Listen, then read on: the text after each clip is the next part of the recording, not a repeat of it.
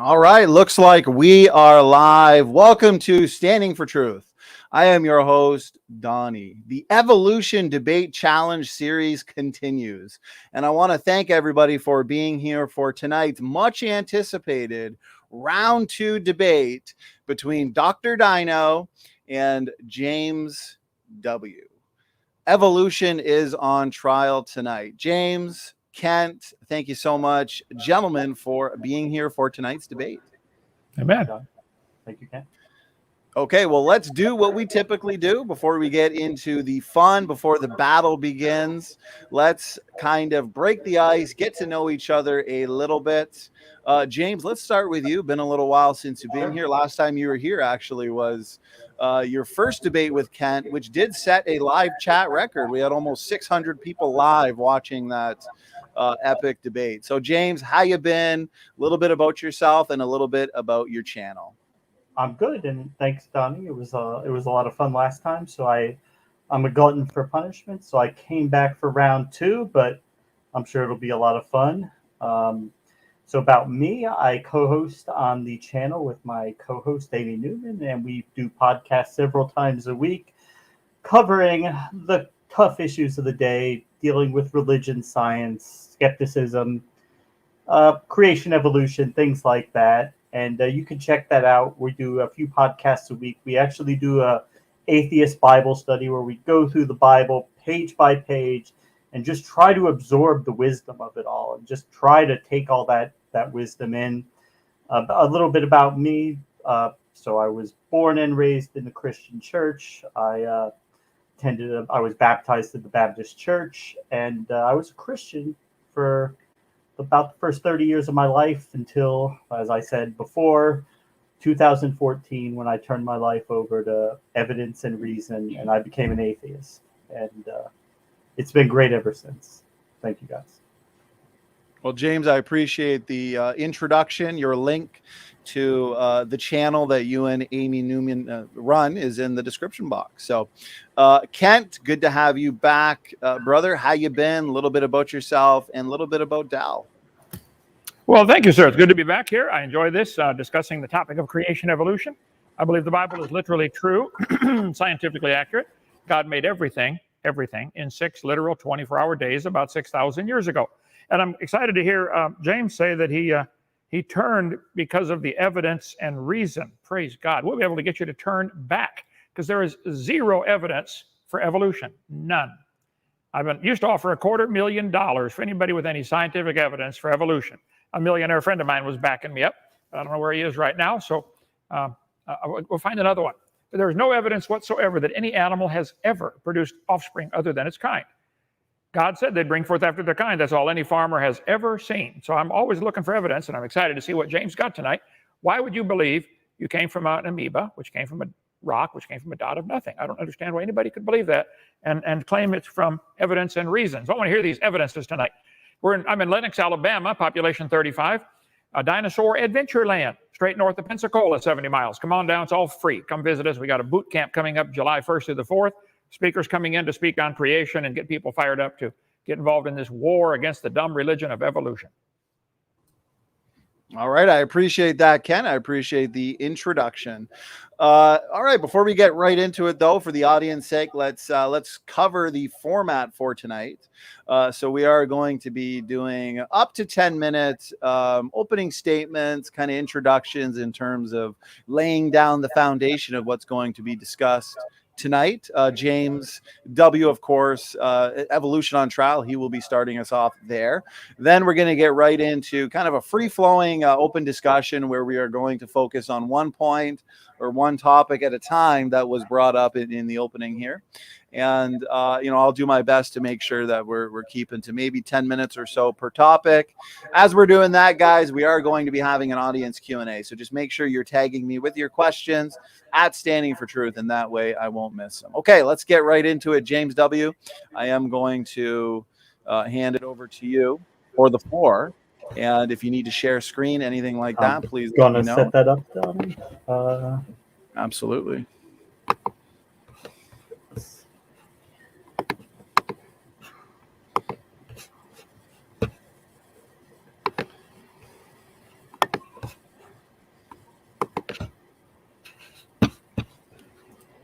know if you got that, Donnie. Looks good. Evolution on trial looks good. I can see it. All right, we'll get that going. Oh. Actually, we'll back out of that, and then I'll cue it up one more time. It's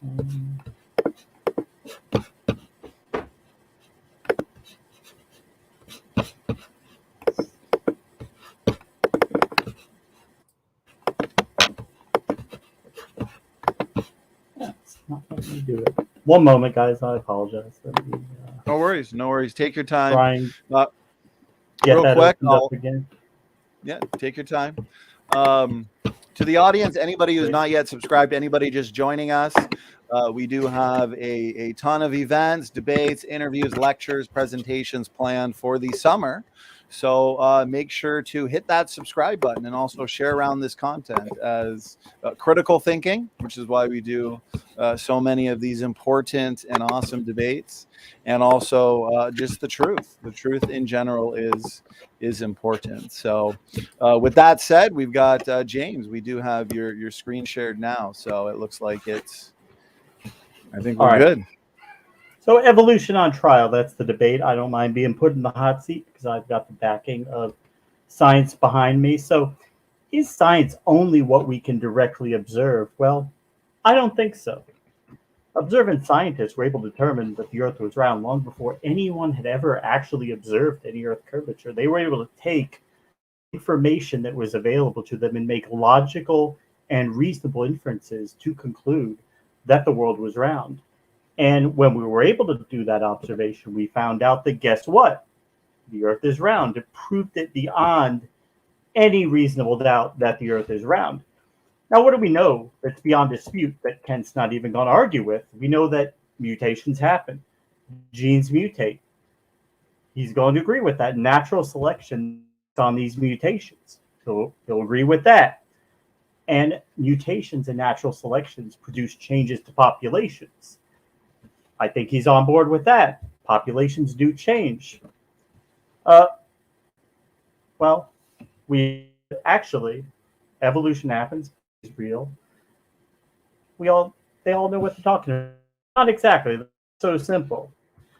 Well, what's the major malfunction? Well, Kent says these changes in the organisms do not accumulate over to produce large changes.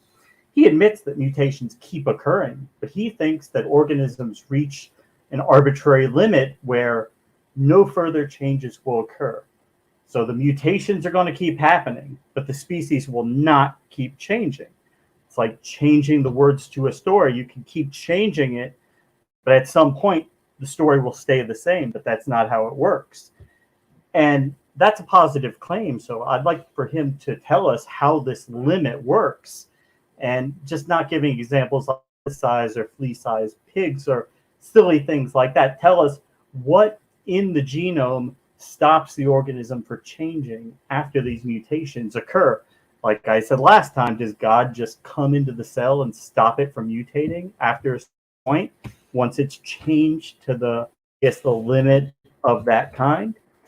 But do we have evidence that large-scale changes occur? Yeah, we have the fossil record, and it really is a record, and it's so much so that he can't even pretend to refute it. He just has to pretend it's not really evidence.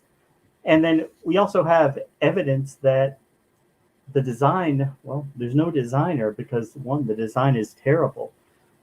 Nobody would design a lot of the features in life. Things just don't make sense in terms of a designer. But they do make sense in terms of evolution. They make perfect sense. And then we have genetics. We have similarities between organisms. We have endogenous retroviruses that confirm common ancestry. And the thing with that is that he could just say it's a baseless assertion. He could just say, oh, God just did it that way. Well, why would God would not have to do it that way, but evolution would have to do it that way because evolution only has to work with what it has. A God can just conjure up anything out of nothing. They don't have to follow certain set paradigms that make it look like things had a common ancestor. And the fossil record we're going to start off that evolution is not religion. Religion is unfounded speculation, baseless assertion. This is a real record. You can look in the ground, and it's there. And we have countless forms of life that we know existed on Earth that do not exist today, and they are not in any historical records in recorded human history. That supports the idea that life changes over time, and that small changes in the short term really do add up to large changes in the exact same way that we see languages evolve over time, where very small changes in the short term add up to very large changes that were imperceptible in the short term. So we have, right off the bat, just a couple quick examples. We have the order Sirenia, the manatee, Sirenia canis. We have the manatee's flipper that has nails on it. Why does that? The manatee is not grabbing anything. It's not running through the ground. It doesn't need traction for it. It's just using those flippers to swim through the water, right? It makes sense if you understand the fact that manatees evolved from land mammals. In fact, their closest relatives are the elephant and the hippopotamus. And you have like this guy. That's called blind mole rat. Now, you'll see he doesn't have eyes at the front of his head. And you might make the mistake that he disevolved eyes, which Ken even admits that cavefish will, they'll lose their eyes. They've been confined in a cave. There's no light down there. So the eyes become a liability, not a benefit. So they lose their eyes. Actually, this guy actually has eyes, believe it or not. They're behind those flaps of skin, two functional eyes behind a flap of skin. Why anybody would design anything that way literally defies reason, but from an evolutionary standpoint, it's fine, because evolution does not care one way or the other how it protects those eyes from causing infection. It can lose them, it can put a flap of skin over it, whatever. Evolution doesn't really care. And by the way, that's not losing something. That's gaining something. It didn't lose its eyes. It has eyes. It just gained a flap of skin in front of its eyes.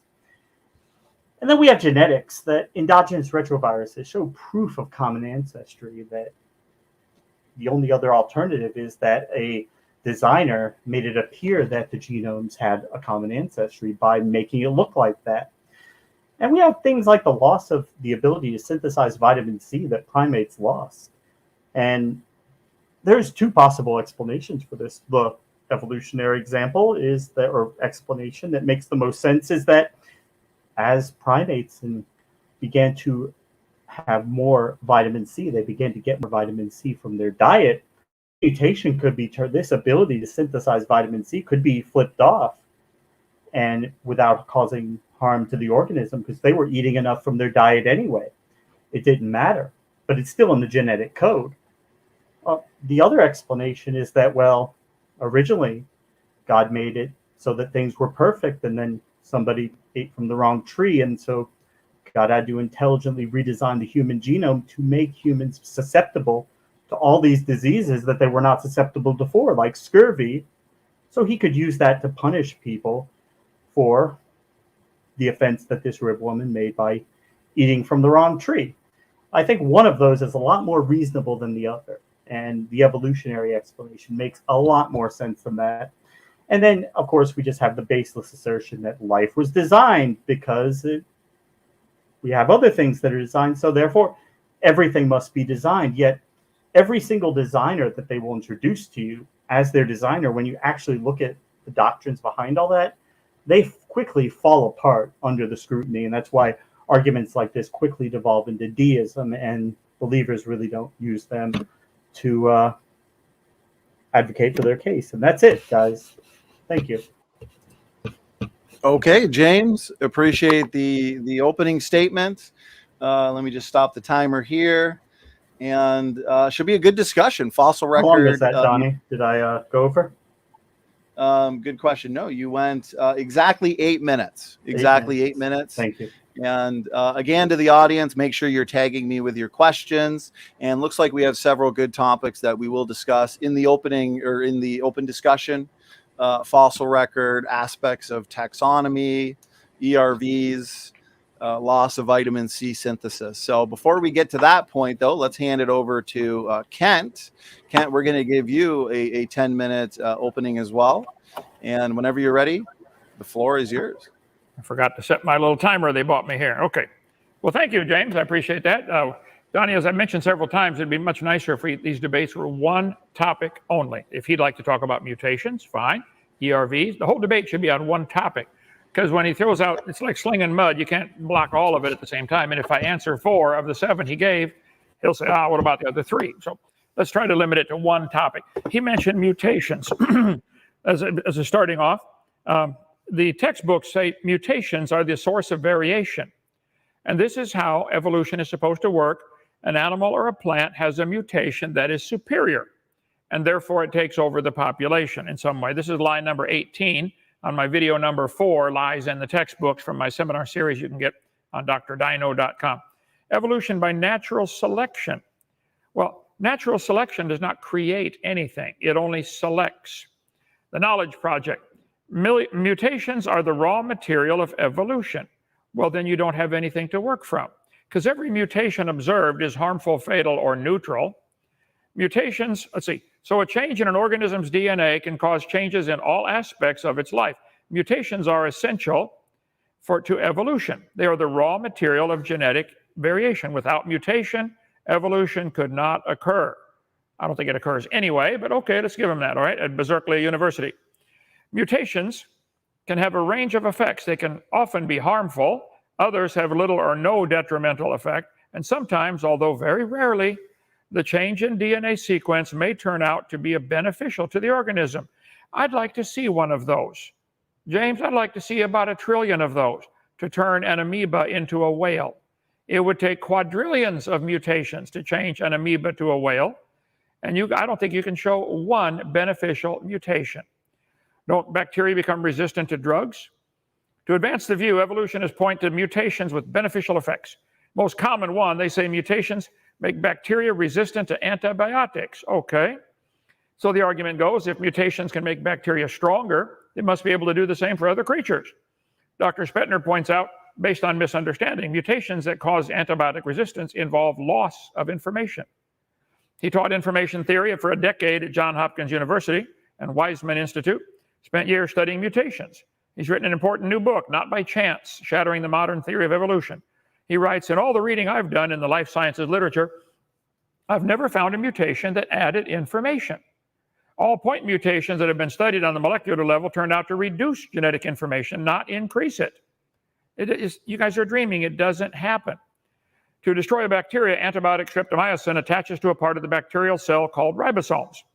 Mutations sometimes cause a structural deformity in the ribosome, so the antibiotic cannot connect. Therefore the bacteria is resistant. That's not adding information. Although this mutation turns out to be beneficial for the moment, it still constitutes a loss of genetic information. No evolution has taken place. The bacteria are not stronger. In fact, under normal conditions, with no antibiotic present, they're weaker. Would you say a person who's born with no arms can't be handcuffed, therefore it's a beneficial mutation? No, that's a loss of information. Guy, University of Alabama, he said, I was a born-again Christian.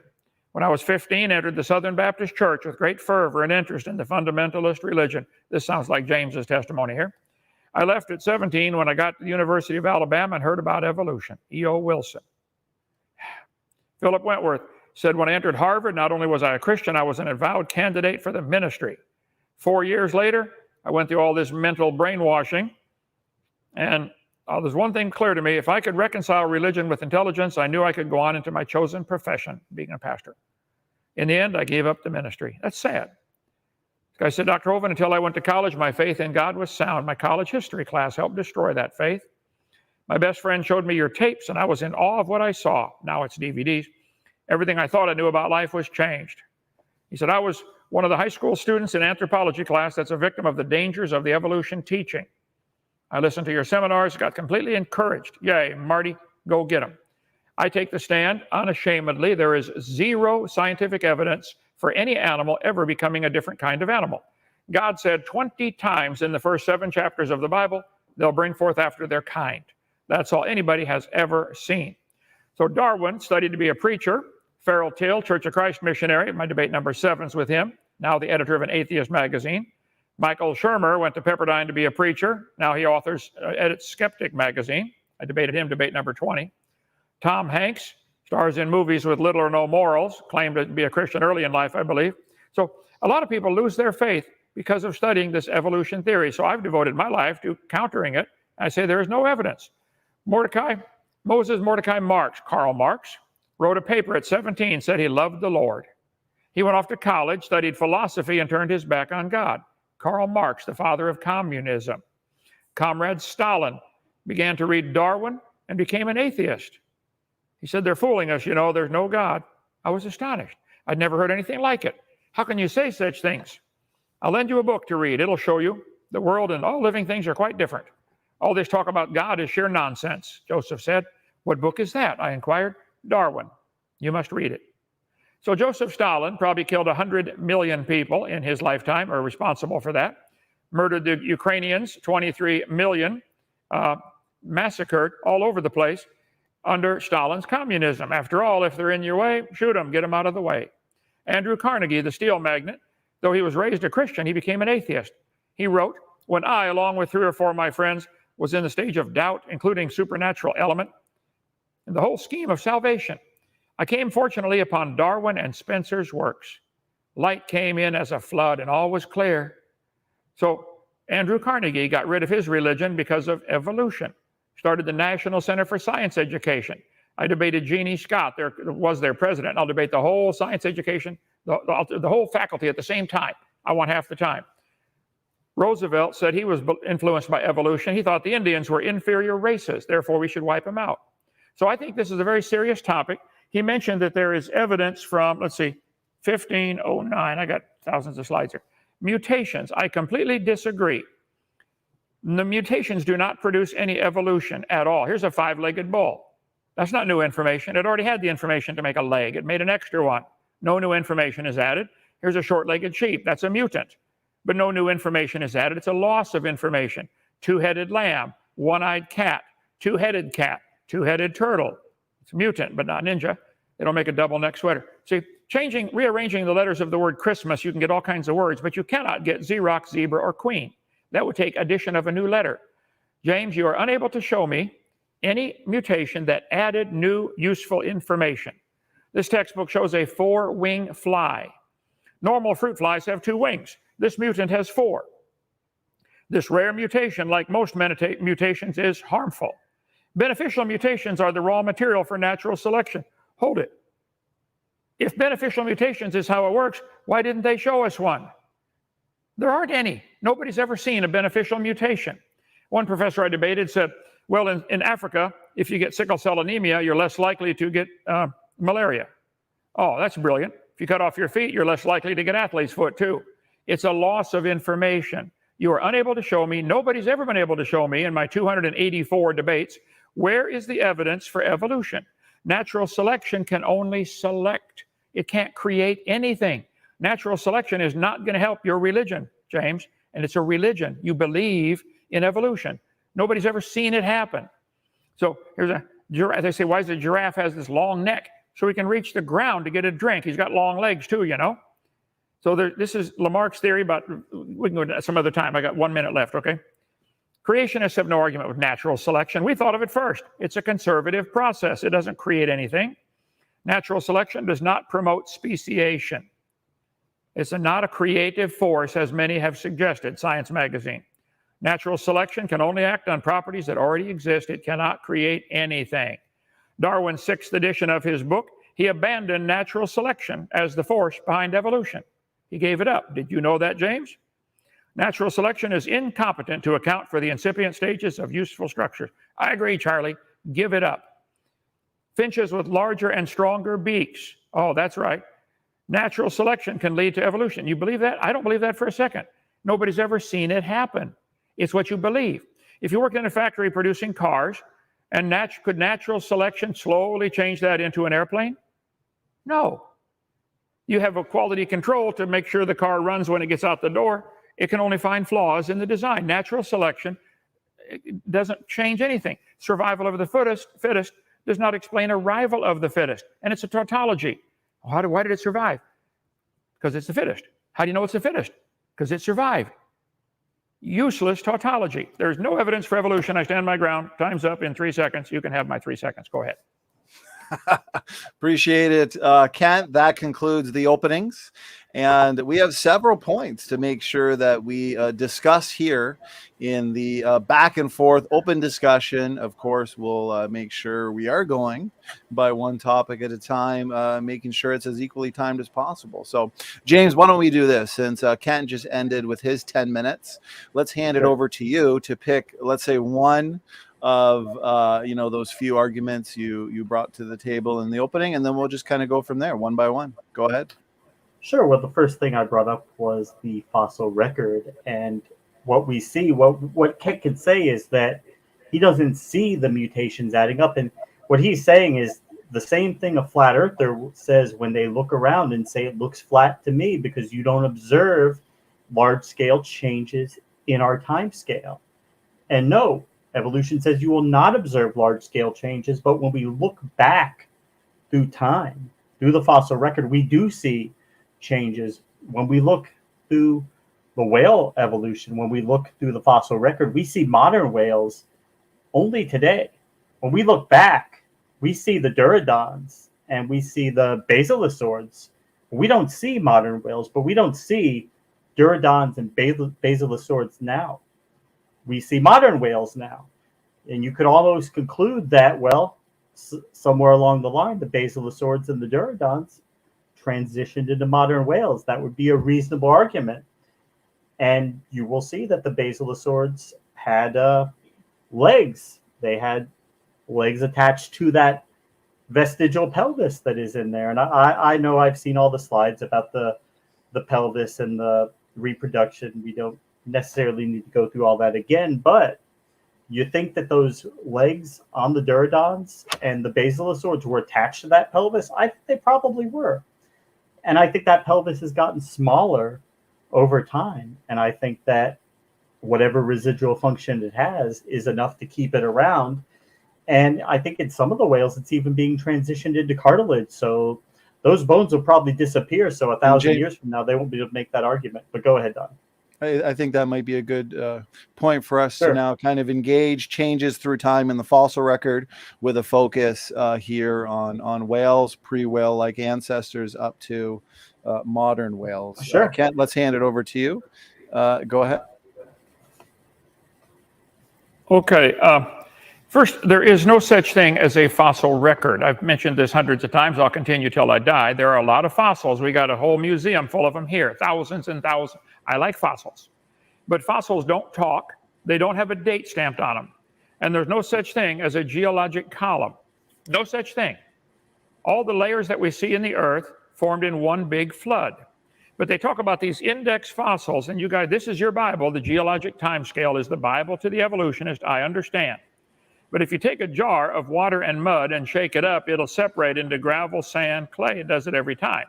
We do this every time I give the tour around here at Dinosaur Adventureland. Come on down, James. We'll give you the tour. Okay? All the layers in there are the same age. When I flew in a helicopter down to the bottom of Grand Canyon, the guide said, we're going back 200 million years. When I got to the bottom, I looked at my watch. It was the same date as it was when I was at the top. We didn't go back 20 minutes. We went forward a half hour. We didn't go back in time. There's no such thing as a geologic column. There's no such thing as a fossil record. How can the top layer be younger? Where's it coming from? Outer space? All the layers are the same age. You guys say these layers are different ages. Moving it from here to here does not make it younger or older. Every speck of dirt on the planet's the same age, whether it's 6,000 or 6 trillion. The geologic column, does it exist? No. There's articles about that. Creation.com has a great article. It doesn't exist. It's a fact the earth has layers. That's not a question. It's a fact there's a Grand Canyon. There's two interpretations of that. The evolutionist says it formed slowly by a little water and lots of time. Creationist says it formed quickly by lots of water and a little bit of time. Google dam break at Dinosaur Adventureland on YouTube, and you'll see our little dam. We let the water start coming over the top. It washed it out in 7 minutes. Grand Canyon probably took a week. They say that evolutionists say the layers form slowly over millions of years. Creationist says, no, those layers are all from the flood. And you guys keep trying to erase that line and make your interpretation part of the fact. No, it's a fact there are layers to the earth. That's a fact. It is not a fact there are different ages, and it's not a fact you can date the fossils by those layers. You guys date the fossils by which layer they're found in, but you dated the layer by which fossils they're found in them. You date the fossils by the layers and the layers by the fossils. The geologic column can only be found one place in the world, and that's the textbook. If it existed, it'd be 100 miles thick. There is no geologic column. There is no fossil record. This textbook admitted it. Earth Science right here on my shelf here. If there were a column of sediments, unfortunately, no such column exists. There is no geologic column. There's no fossil record. There's a lot of fossils. That's evidence of a flood. We should be able to find them in the fossil record, There is none. There's a lot of fossils. And finding clams at the bottom of these layers of rock and birds at the top does not mean the clam turned into a bird. I think it might mean the clam would be the first one buried in a flood. He's already at the bottom. That's where he lives. Clams have a heavier, more density. Their shell is heavier than bird feathers. They're not as smart as birds. They can't run as fast as birds. I think the fossils are going to be sorted, if there's any sorting at all, based upon habitat, based upon mobility, based upon intelligence. The clams already live at the bottom. Of course, they're the first ones buried. Birds are the last things to drown in a flood. Of course, they're found on top. When they drown, they got hollow feathers. But the Bible says the scoffers at the end of time would be willingly ignorant of the creation and the flood.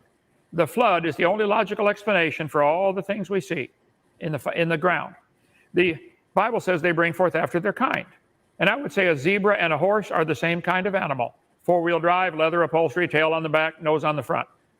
A 5-year-old can tell you they're the same. They would put them in the same category. So my contention is there is no such thing as an index fossil, no such thing. We have fossils by the trillions, no question. Fossils are found all over the world. I think fossils aren't forming today. James, where are any fossils forming in large numbers today? There aren't. This indicates a giant catastrophe. It's not that there aren't fossils. There are some huge fossils. There are some huge fossil beds. Rapid burial. Here's a fish swallowing another fish. Here's another one. Here's a whole school of fish fossilized at one time. Fossils happen, no question. We find them. But petrified closed clams indicate it had to be buried alive. You can walk along the beach and find 1 million seashells. You hardly ever find a matched pair. Finding a petrified closed clam, we've got hundreds of them here, indicates it was buried alive. Well, during the flood of Noah, I think the earth is covered by water. Therefore, there's no interruption of the tide does not get interrupted. And you would get what's known as a harmonic tide. The tide on the earth during Noah's flood was probably a 200-foot tidal change every 6 hours, 12 and a half minutes. Today, we get a tidal change of about 5 feet, except for the Bay of Fundy and stuff like that. So I think the clams can be buried rapidly. Watch my video number 4. I talk about transitional fossils. You don't know that any fossil you found had any children. You find a fossil in the dirt, you know it died. You couldn't prove it had any kids. You certainly couldn't prove it had different kids. No animal today produces different children. Why do you think a bone in the dirt could do it? You guys make up these trees and draw lines connecting everything as if that's some kind of evidence. There's no fossil record. There's no family tree. There's no geologic column. Prove me wrong. Your turn. Go ahead, James. That's a few minutes to equal time. Go ahead.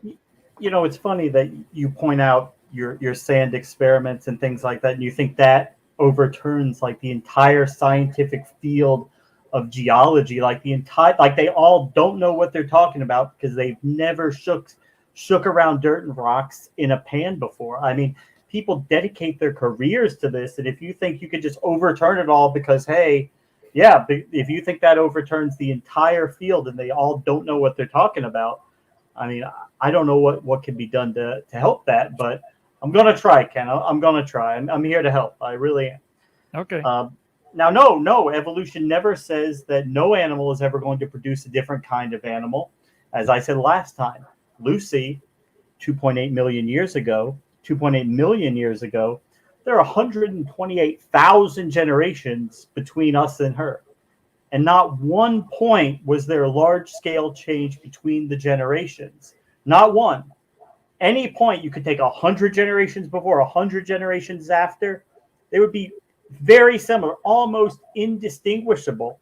Only when you look maybe 10 or 20,000 do you really see these accumulations from the mutations start to add up. And Now, I'd be happy to debate the flood with you. We could go through a whole debate about this flood that we know didn't happen. It couldn't happen. And I know that you guys rely on that to ad hoc your way through lots of the evidence. I mean, you guys really rely on this flood to solve a lot of problems for you. But the idea that this flood would sort these animals the same way all throughout the earth, that these clams in the closed position, I mean, in 4 billion years, you don't think there were a few times where clams would have got covered by mud in billions of years? Well, clams haven't been around that long, maybe 500 million years, but that's a long time. I'm sure there was plenty of chances for clams to get buried in the closed position. That's no problem for evolution. Like you said last time, no, fossils do not form in large scale today. They've probably never formed in large scale at any time. It's evidence of a long time. And like we went over last time, you don't really understand fossilization because you think you've got fossilized pickles and acorns and things like that are not real fossils. Real fossilization is where minerals replace the actual original material. It's not just something covered in minerals, and that generally takes a long time. Not that under certain laboratory conditions you can't speed that up exponentially. You could. We're talking about in nature, and that's not happening in large scales out in the real world, in nature, where nobody's trying to make anything happen. Where do these layers come from? Well, new ground comes from volcanic events, from seafloor spreading, and we're talking about ages when these rocks form, when they harden, and then you say that we don't date the rocks by the fossils and the fossils by the rocks, and that's true, except the fact that these layers have been dated radiometrically several different times. And when they always find the same animals in the same layers cross-confirmed radiometrically by multiple different ways at different laboratories, we come to a consensus that this layer and these animals are about that age. And those numbers get increasingly accurate as time goes by, where the Bible starts off wrong and just stays wrong because you can't change it. Science keeps getting more accurate as we accumulate more data. We get closer. And I'd be happy to have a flood debate with you. I don't think it's a reasonable position to hold. I don't think it's reasonable to assume that none of these animals had children. You have to remember, biologists and geologists, they're not proving anything in a court of law. We're not sending anybody to prison.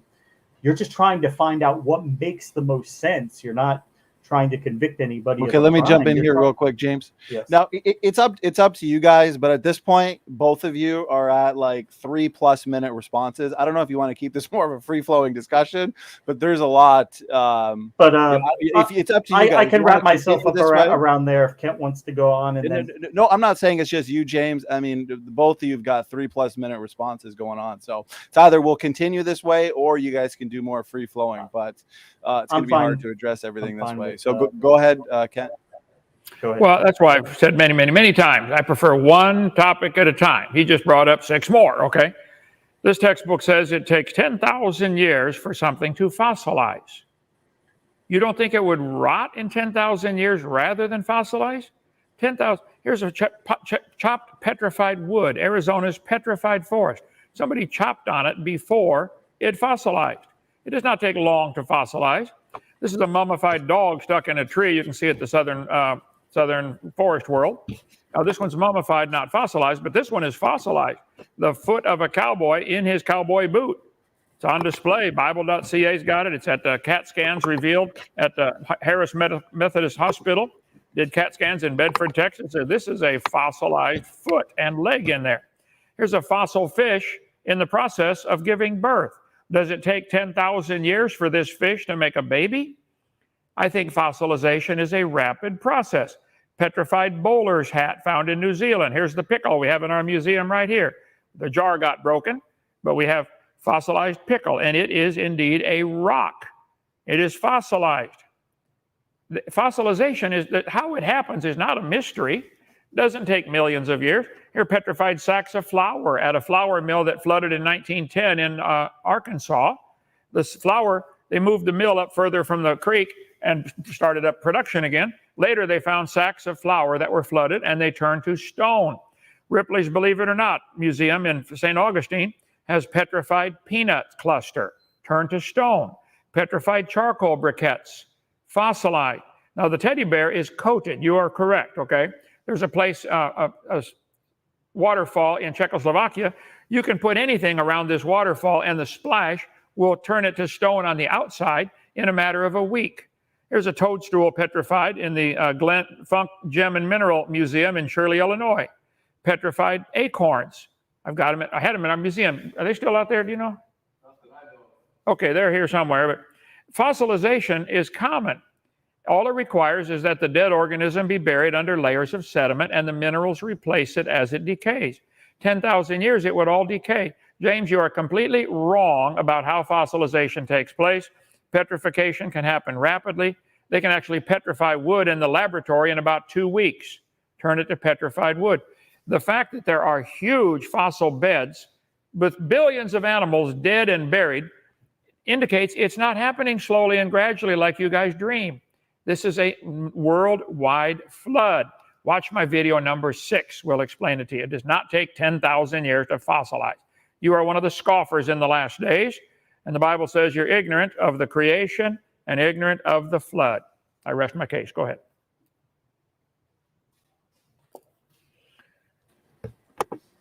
Okay, you're good, James. You're good. All right. Yeah, fossilized wood with a chop in it. I mean, obviously things can happen to wood like that might resemble a chop. Doesn't mean it was chopped with an axe. Just like the things, the supposed human footprints. These are things with the dinosaurs. These are things that resemble, they vaguely look like human footprints. It does not mean that the entire scientific body is wrong and humans live with dinosaurs. It's just an unusual formation in the rock. When we find one or two unusual things, we don't think that the entire scientific body must be wrong and these things have all overturned it. We try to come up with reasonable explanations. What makes the most sense? Does it make the most sense that all these radiometric data, they're all wrong. They're all wrong. And the Bible's right. Like that, the boot that you have there, that's I don't think that is fossilized, and I don't think they have allowed anybody to test that. I don't think it's been tested. It's probably under lock and key because they get a lot of headway by saying fossilized cowboy boot, because if that really were fossilized, it would show that, yeah, fossilization could occur rapidly and not just perhaps in the laboratory. Yeah, fish giving birth. Yeah, that fish could have been coated in the act of giving. It doesn't mean that it had to sit there out in the open for millions of years or thousands of years for this to occur. And we have an entire, you're talking about a few fossils out of the billions of fossils that have been found. And we know the conditions for fossilization are pretty rare and they don't happen all the time. That's why you have to use this explanation of this magic flood that sorted all these animals appropriately. Not one time did a bird get mixed by these waters the wrong way. All throughout the earth, the conditions were, you would almost think it would have been kind of cruel of God for him to have the water sort the animals this way, to make it look like they evolved in this way. You know, you almost might think that were the case if you didn't have a book that told you otherwise. Well, I look at the evidence. I like science. I taught science 15 years, and I don't think there's any science to show, but with the evolution theory, there's I don't know if it's a website or a principle called OOPArt, OOPART, out of place artifacts, where they show thousands of things that are just in the wrong place. You mentioned, why aren't birds found in this layer, with the clams or something? Well, they have been. But see, the evolutionist right away says, well, we got to come up with an answer for how that happened, other than to stop and think maybe there was a flood. You've already decided the flood's no good. You've already decided you don't like God. You don't like his book. Okay, you already decided that. So you look for these wild explanations.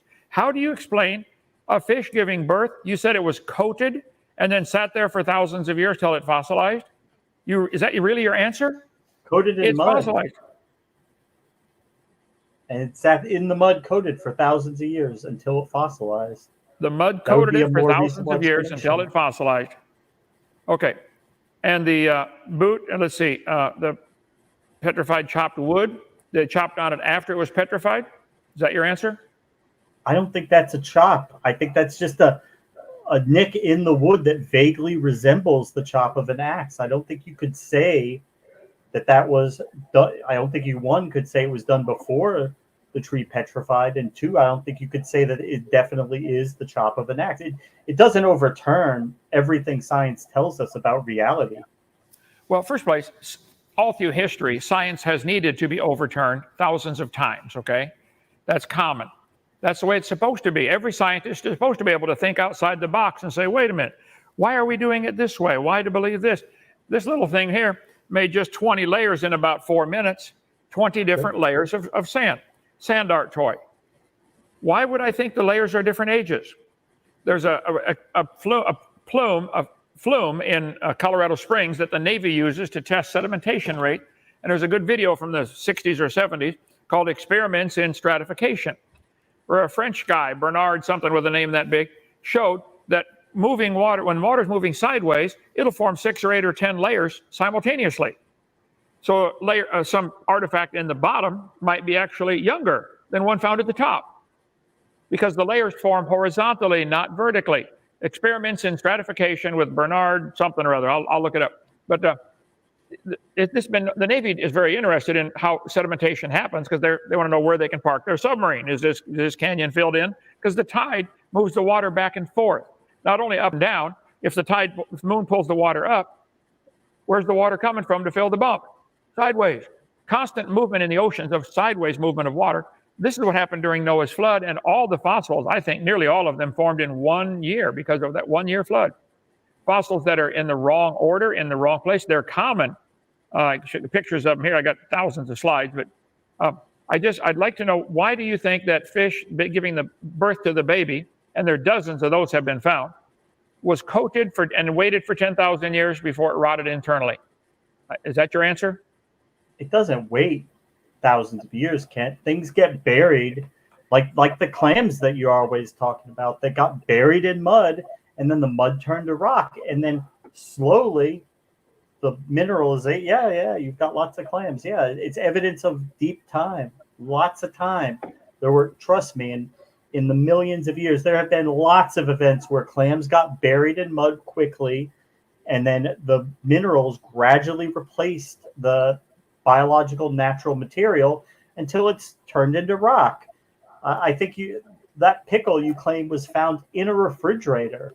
Where's the rock coming for that pickle to turn into stone inside of a refrigerator? There's no rock coming for that pickle to replace the natural material. It's just an unusual pickle that spoiled. It's not evidence that anything that would even come close to overturning the entire scientific body of geology and mineralogy. And you talk about the Navy and their stratification experiments, and like the entire petroleum industry that spends billions of dollars to figure out where this oil is. And they don't hire creation geologists. They hire regular geologists who use uniformitarian principles and the idea that petroleum that came from dinosaurs or ancient animals and has slowly turned into this fuel that we all use to power our modern world.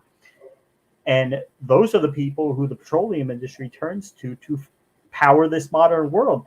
They don't turn to Answers in Genesis and say, where can we find all this oil? No, they go to the real people who actually know how the world works. These people like yourself and Answers in you preach to Christians who deeply want to hold this belief. They really want to think that this is true, and you kind of give them that hope. I didn't come to the conclusion that I didn't come away from religion because I hated God or I didn't want to believe in it. I kind of liked the idea that there was a God and that I would get to go to heaven and see all my dead friends and ancestors. I liked that idea. I was totally on board with that. I just came to the conclusion there was no good reason to believe in it. And I just want to Okay. jump in, Kent. We're going to give you plenty of time to respond, as much time as you need. I do want to mention, though, maybe after this portion, after Kent's response, we've spent about the last 15 minutes on the fossil record, the Sure. ordering of the fossil record, and also the geologic column.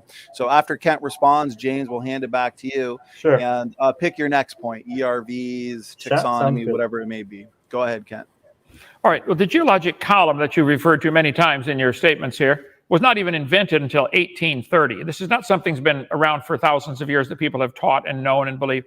And drilling for oil has nothing to do with the age of the layers.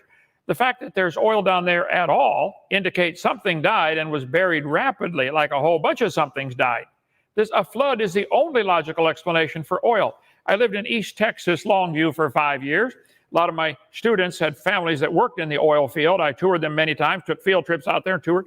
There are lots of creation geologists who work in the oil field. You are mistaken to say that they won't hire you unless you believe in evolution. You need a guy who can understand, if I'm drilling here and I hit limestone and sandstone and shale, what's going to be next? But that would have nothing to do with evolution. The same sequence of layers could happen because of Noah's flood. And all these names that were made up, Cretaceous and Jurassic, Triassic, it was all invented in the 1830s, like Jurassic Park. That's when Charles Lyell did this. He gave each layer an index fossil. It's baloney. Where's all the new material coming from? If you shuffle a deck of cards, is the top card younger? No. All the cards are the same age. All the layers are the same age. We do this with a shake up the jar of dirt. It'll settle out into layers in minutes. And they're all the same age. The top layer cannot be younger. You mentioned about the petroleum industry needing to know, they need to know their geology, I agree, but that has nothing to do with the age. They need to know the sequence of layers that typically, when we shake up our jar, it's always gravel, sand, clay, gravel, sand, clay. I got a cliff I can show you when you come here, James, right here where they stopped digging on our gravel pit. 7 layers, gravel, sand, clay, gravel, sand, clay. The gravel layers out of our gravel pit go all the way to North Carolina, 500 miles, rounded gravel. Why is the gravel all rounded off? It was tumbled back and forth in a rock tumbler. As the tide goes up and down, it has to go back and forth, sucking the water in and out of the tidal bump. Rounded gravel layers for 500 miles? The only logical explanation is a flood. But the Bible says the scoffers, like you, are willingly ignorant of that flood. When you shake up a jar, it'll automatically separate, and all the layers are the same age. Every layer of dirt on the earth is the same age. How can the top layer be younger? It's not coming from outer space. You mentioned volcanic and along the fault lines. That is igneous rock, James. That's not sedimentary or metamorphic rock. There's 3 different kinds: sedimentary, igneous, and metamorphic. Igneous rock has been ignited like a volcano, lava, stuff like that. This is not what we're talking about. We're talking about sandstone, shale, limestone. These are not from volcanoes. Study your geology a little more, and you can be a creationist. Go ahead.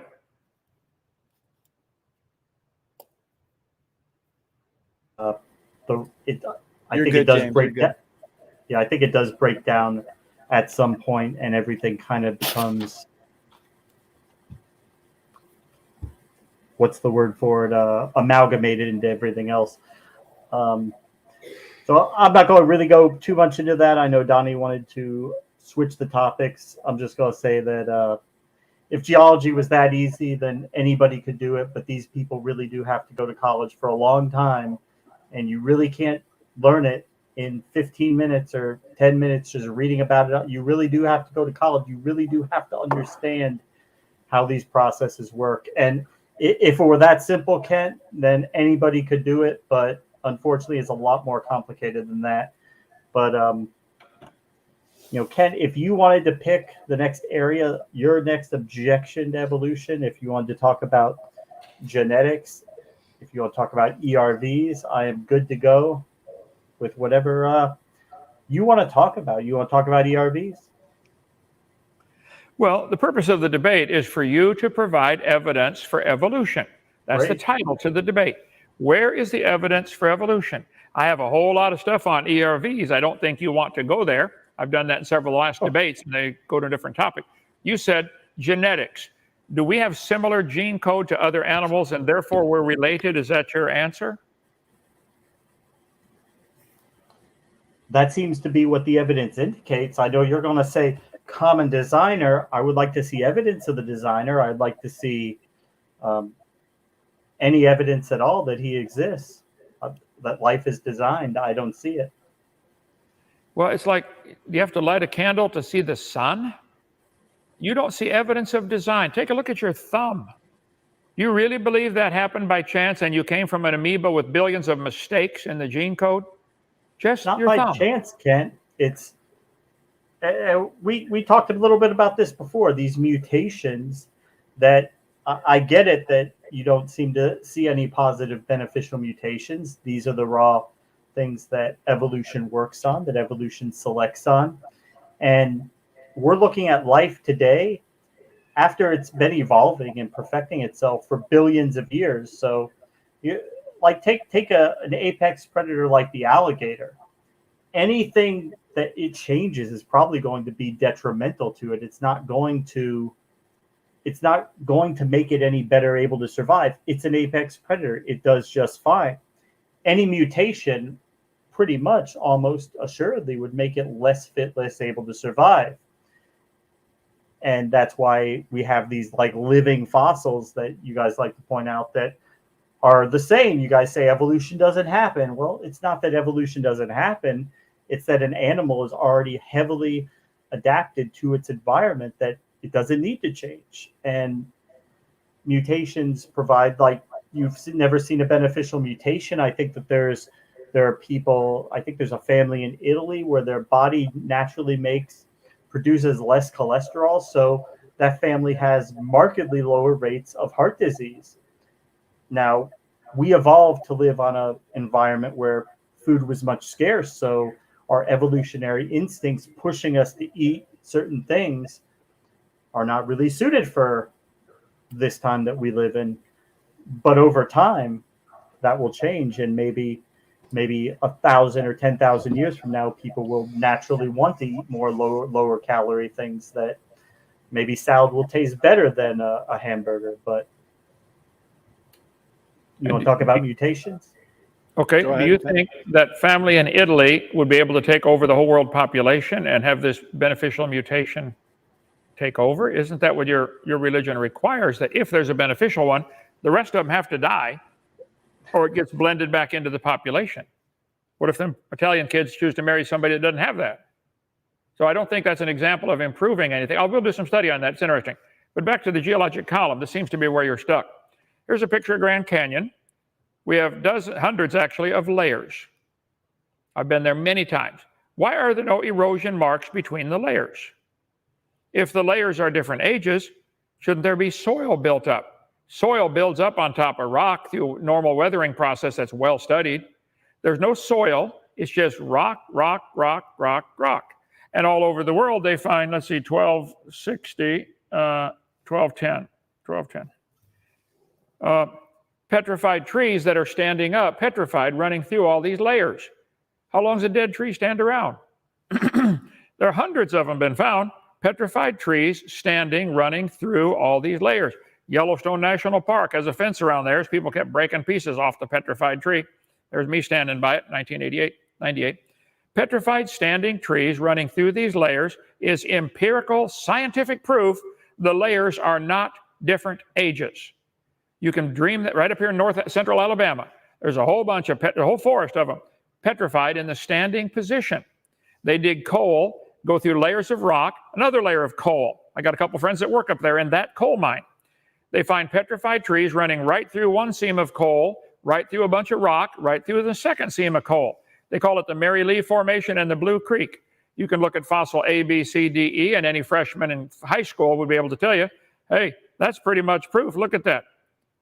Mary Lee and Blue Creek Formation, two different seams of coal had to form before the trees could rot. I'd say that's less than millions of years. The flood would explain a layer of trees being laid down, mud covering them, turning them to coal, more layers. Every tide going up and down is producing layers. Those layers you see on the earth are evidence of tidal changes during Noah's flood, not millions of years. Type in Specimen Ridge, Yellowstone National Park, Wyoming. They have petrified trees, stumps, In the standing position, the roots are broken off. The tree was ripped out by a flood. 30-foot petrified tree in Kettle Mine, Cookeville, Tennessee. Running through a seam of coal, another seam of coal here. One tree, two seams of coal, lots of rock in between, 30 feet, I believe. So I think you're simply mistaken, or you've been taught wrong. Go to Joggins, Nova Scotia. You can see petrified polystrata fossils, hundreds of them. Ian Juby, a creationist who lives up there, documents this, got great work on it. But they put signs up there, oh, this is 300 million years old. You tell the Canadian government, I said, that is baloney, that's propaganda. They're lying to their people. Those petrified trees in the standing position are a clear indication the layers formed rapidly. Here's one. The nose of the fish is in rock 1 million years older than the rest of the head. Well, now, he's balanced on his nose for 1 million years? James, I wish you could just stop and rethink your whole position. The layers are not different ages. The fossils all formed in one flood. God's word is true. You're going to be judged by that book one day. Go ahead.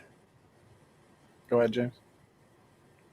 Well, last debate I pointed that you believe you're going to be judged by the book. And then I hate to bring it up. It might bring up some memories, but then you continued to slander the great man of science, Ernst Haeckel, by claiming that he committed fraud. And I don't know. You remember that? I don't know if that brings back any memories. But you brought up the family in Italy, and you said that how would the mutation, everyone else would have to die. And here's the thing, Kent, is that we have to be grown up about this. Everybody's going to die, right? We're going to die. Everybody is going to die. Nobody lives forever. And so how this works is things are going to die anyway. It's not evolution making something die. What happens is everything dies. And these beneficial mutations very gradually work their way through the gene pool. No, they don't have to commit incest for this to pass down. As you well know, Kent, even that one parent can pass a trait down to offspring. In fact, incest is markedly harmful, except in the book that you believe, because you believe God specially made it so that the genome would be protected from incest in the Garden of Eden.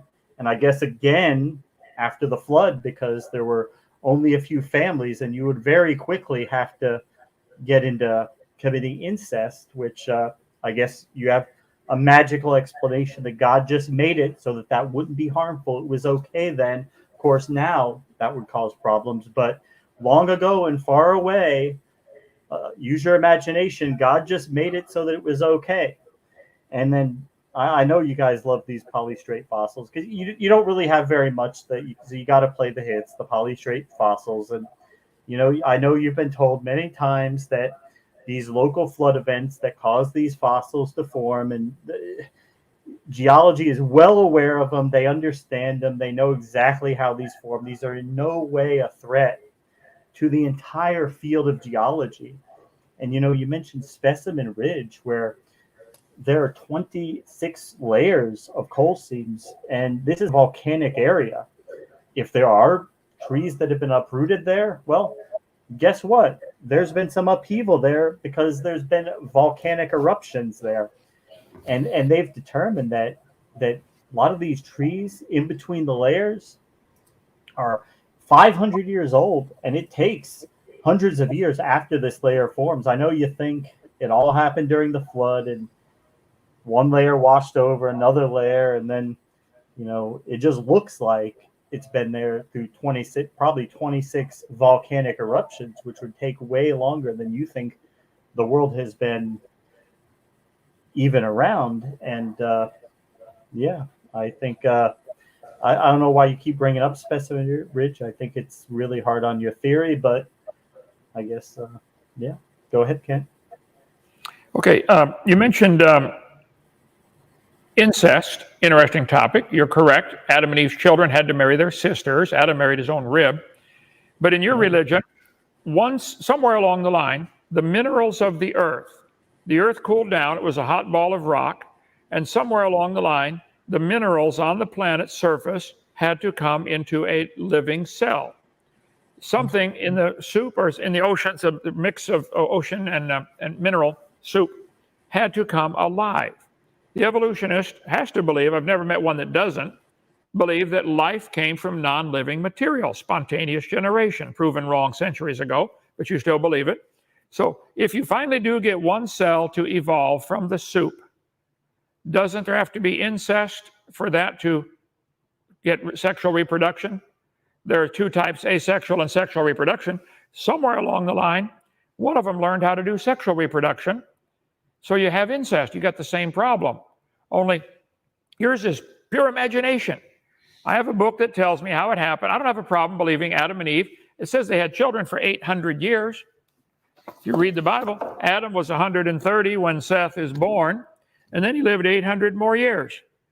You could have a lot of kids in 800 years, one every 9 months and 20 minutes. So it wouldn't take, they had huge families back then, I believe. And the gene pool was pure. There were no deformed genes. Today we suffer with hundreds and hundreds, maybe even thousands of defective genes. And if you marry closer than a first cousin, which is illegal in most states, I think 2 states allow first cousin marriages here in America. The rest have to be second cousin or further distant. But if you marry closer than a first cousin, you're likely going to have problems. That's today. You're probably the 260th generation from Adam. But in your religion, you'd be the 10 trillionth generation from that amoeba. There's a genetic breakdown almost every generation. We're suffering under a genetic load which is accumulating. The genetic load that would accumulate in the billions of years that you imagine would wipe out everything. It's just not possible. I go through on my video number 1 about 100 different ways to show the earth cannot be billions of years old. If you take away time, your whole religion really collapses in a heap. We can talk about time and some other, but you seem to want to talk about incest. I admit the Bible teaches Adam and Eve's children had to marry each other. And Noah's children had to marry first cousins at least, or second cousins. But then it would quickly disperse out. But that was in a time when the gene code was pure. Today, we have a lot of genetic load we're carrying. You don't want to marry your sister. Go ahead.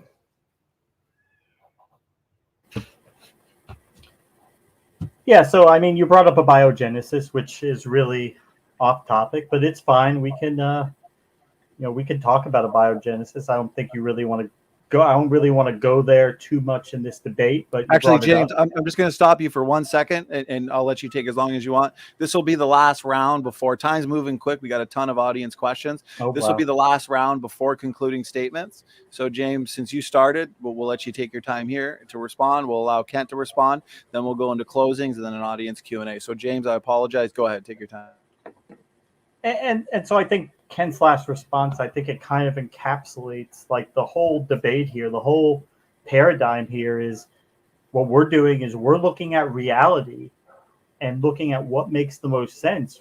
Where, as Kent quite frequently is willing to invoke magic and these fanciful things from these fairy tales that he has great faith in them. He fervently clings to them, and that's his right. We have freedom of belief, freedom of thought, but what we have to do is we have to look at reality as it is, and we can't invoke these magical hypotheses like, well, maybe God just made it so that it was okay to commit incest back then. I don't think the original authors they probably didn't think about that too hard about the incest issue, or maybe they didn't even understand that it would be an issue back then. And then today we look back and we've got to see how that happened. But yeah, it really doesn't add up to scrutiny unless you are really desperately desiring to cling to these beliefs. If you are going to just believe it no matter what, and you're willing to accept whatever rationalization you can come up with, whatever makes it work, as long as you can hold on to your beliefs, that's okay. And that's what he's in the business of doing, is making it so that people can cling to these, that they really want to believe this stuff. They really want it to be true. But really, really wanting it to be true does not actually make it true. And there are millions of Christians out there who, he gave a few examples of ones who abandoned their faith as soon as they accepted evolution, but there are millions and millions of Christians who are totally, they love God, they They believe in God. They believe the Bible in many ways is true and the Word of God, but they don't conflict with science. They're willing to be reasonable, and I would just ask those Christians who are maybe not ready to consider, or maybe they're not even willing to consider giving up on their faith. That's fine, but you don't have to. You don't have to go down this path of denying science and denying reality. You can come on board to reality with us. So thank you. Ken, go ahead, take as much time as you want to respond to those points, and then James, your next response is going to be your concluding statement. Closing? To be fair, Great. yeah. So Okay. Ken, go ahead, take as much time as you need. James, I wish you would look at reality, like you said. Reality is cows produce cows. Chickens produce chickens. Nothing else ever.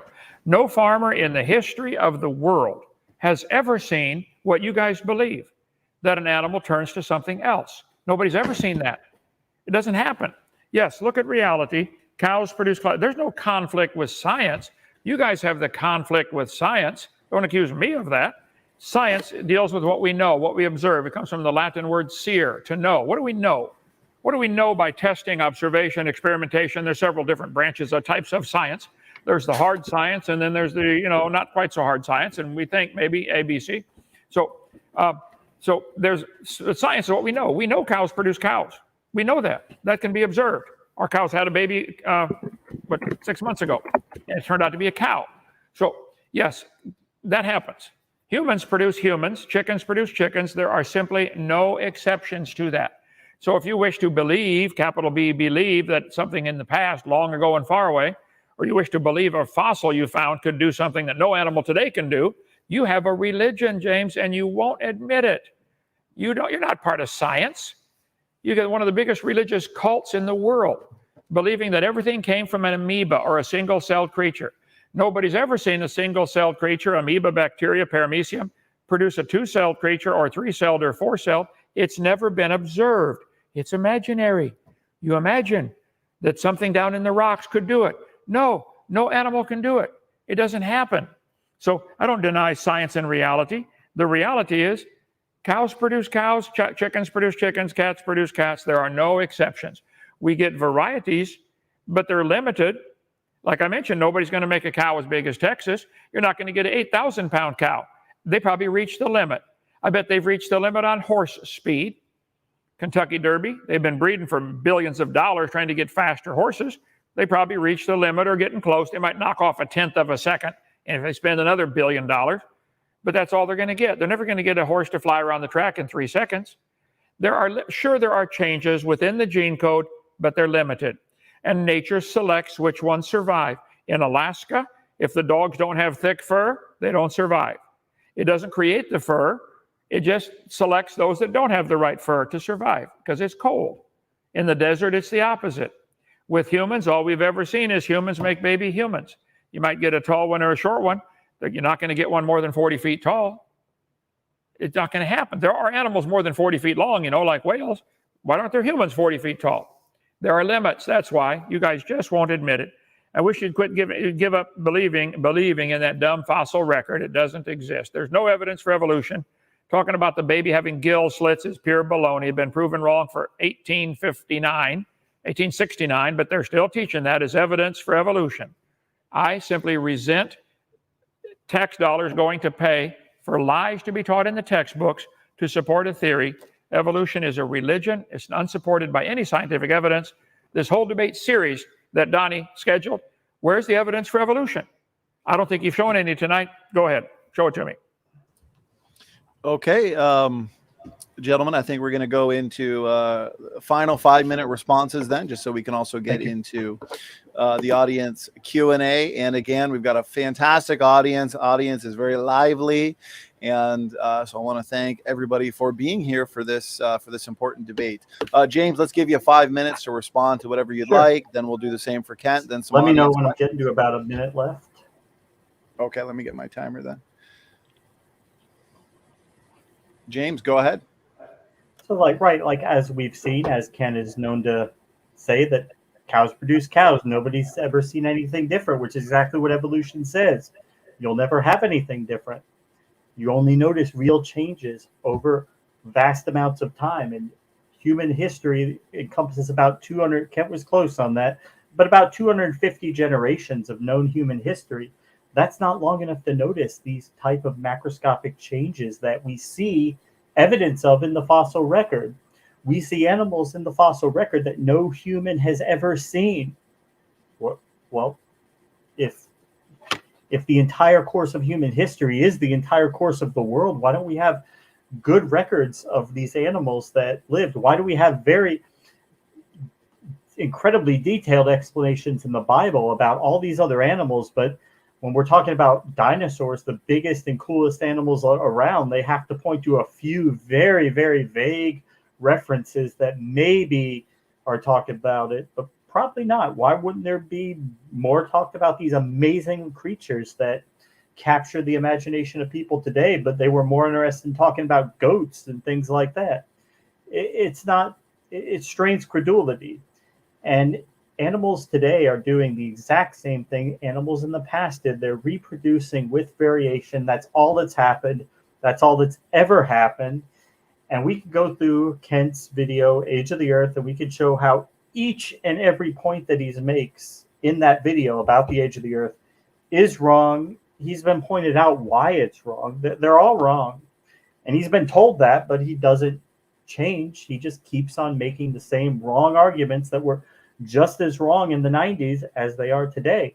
But we'll be more than happy to do that. I think we've already done that on the Amy Newman channel, gone through a couple of his videos and showing why what he says is wrong and taking the time to break down every argument. If he would like to come on and defend his arguments on our channel, we'd be more than happy to have him on there. But he didn't refute the core element that genes mutate. They do add up. He didn't show how these are limited. Now, he did mention a few things. He mentioned limits that are based on physics, like Texas-sized pig. What would an animal even approaching that size eat to even be able to get that big? It's not feasible. It's not reality. It's just kind of a cartoonish argument that really has nothing to do with what we're talking about here. Yeah, there are limits in terms of like creatures' abilities, like baseball players. He talks about horse. How about baseball players? Roger Clemens could pump as much steroids into his body, and he couldn't throw a fastball 110 miles an hour. No one's ever been able to do it. The physics of the arm will not allow that. Maybe 10,000 or 20,000 years from now, the human arm will evolve to be able to do that, but it's just not capable of doing that right now.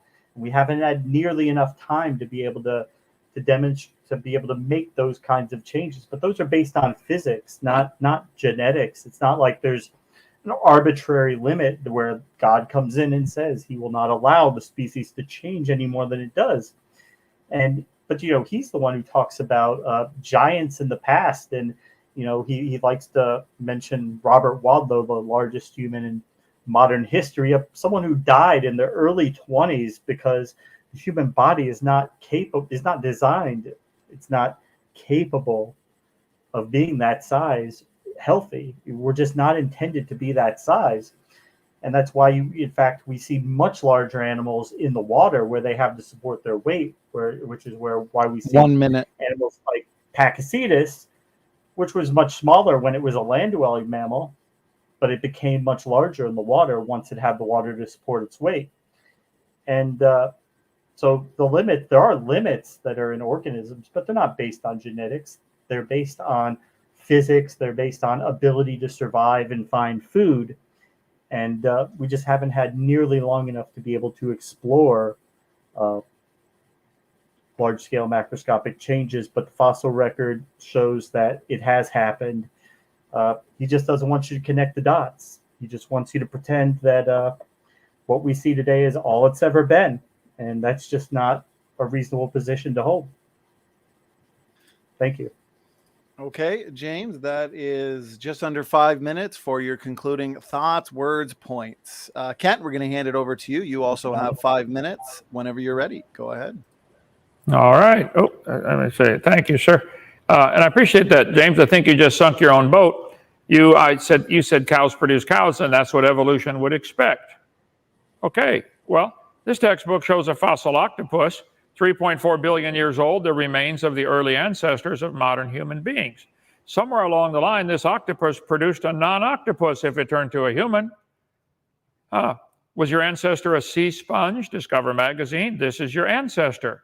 Well, apparently the sea sponge was able to produce a non-sea sponge to slowly turn to a human.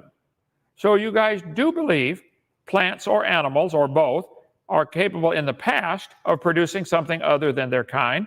But today, you'll say the fact that cows produce cows after their kind is evidence for evolution.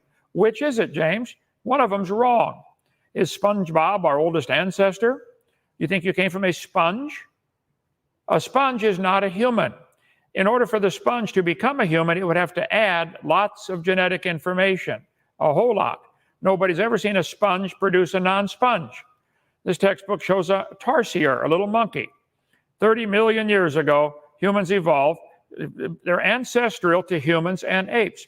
Well, apparently, in the past, the tarsier was able to produce a non-tarsier. But today, tarsiers only produce tarsiers. What happened? Did evolution stop? They say, oh, it happened millions of years ago. Translation, long ago and far away means a fairy tale's coming. Evolution is nothing but a fairy tale. Is that really your grandpa? It was able somehow to produce something that's not its same kind.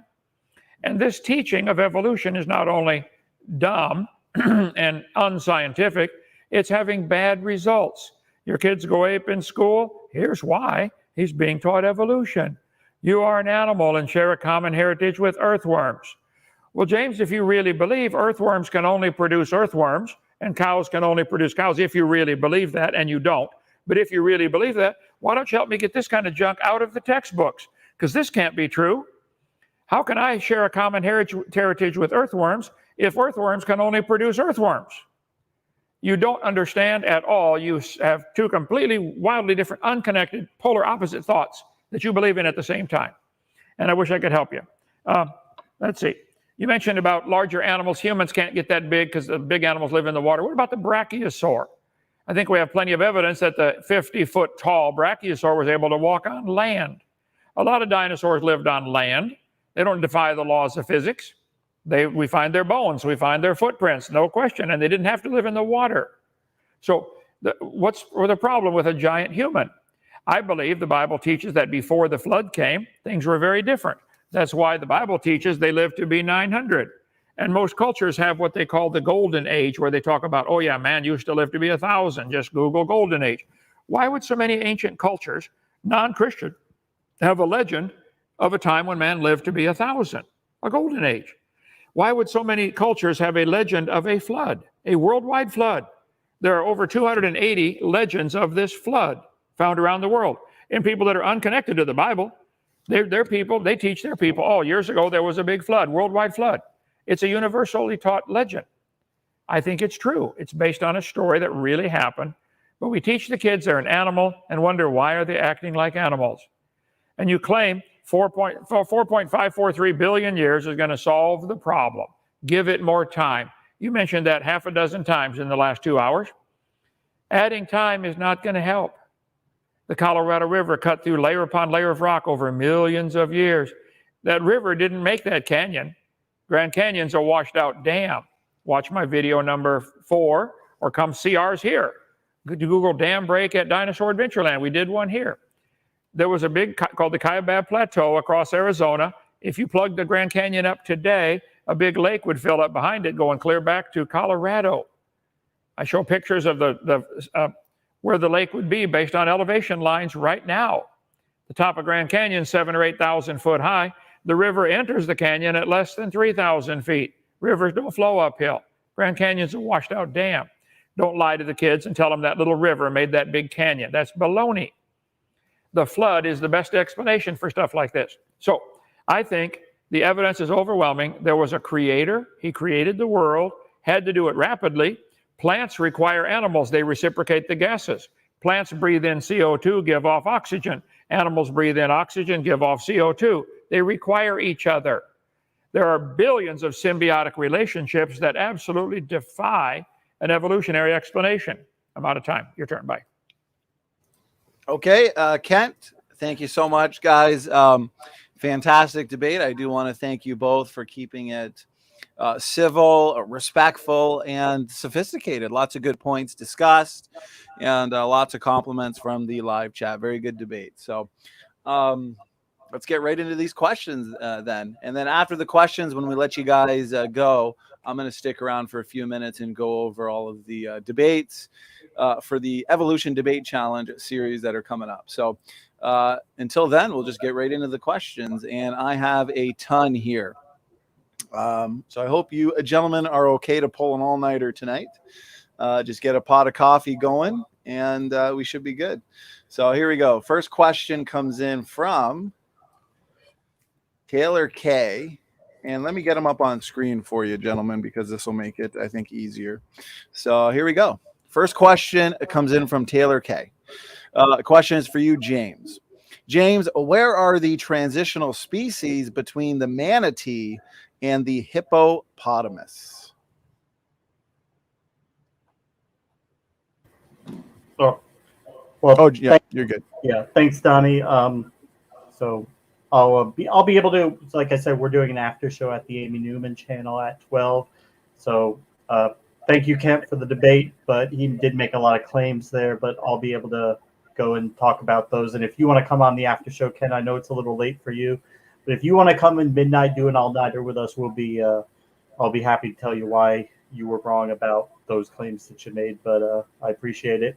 And so to Taylor's question is kind of a misnomer because she's talking about this transition between manatee and hippopotamus, but those are both modern animals. So it's not like the hippopotamus turned into the manatee. That's not how evolution works. Like once an animal is, nothing can go back in the evolutionary tree and become something else. That bus has already left. So if you want to learn about manatee evolution, like where the manatee evolved, and manatee, they were, now he's going to say that, well, you know what? God just decided to make mammals that live in the water because, hey, that's what God just decided. You can do anything. But it's happened a couple times where land mammals have gradually become more aquatic over time, and those adaptations and mutations that allowed certain individuals to be more able to catch prey in the water, be better swimmers, became advantageous. And those traits slowly over millions of years, yeah, it does take that amount of time. That's just the reality.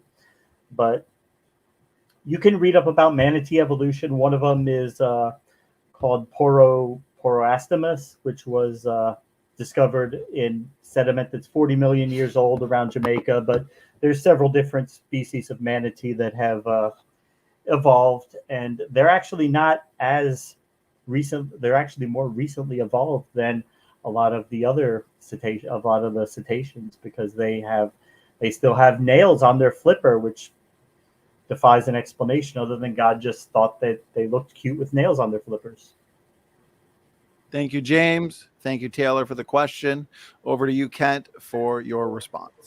There's no evidence whatsoever of a manatee ever producing a non-manatee. The little nails on their flipper they use for digging.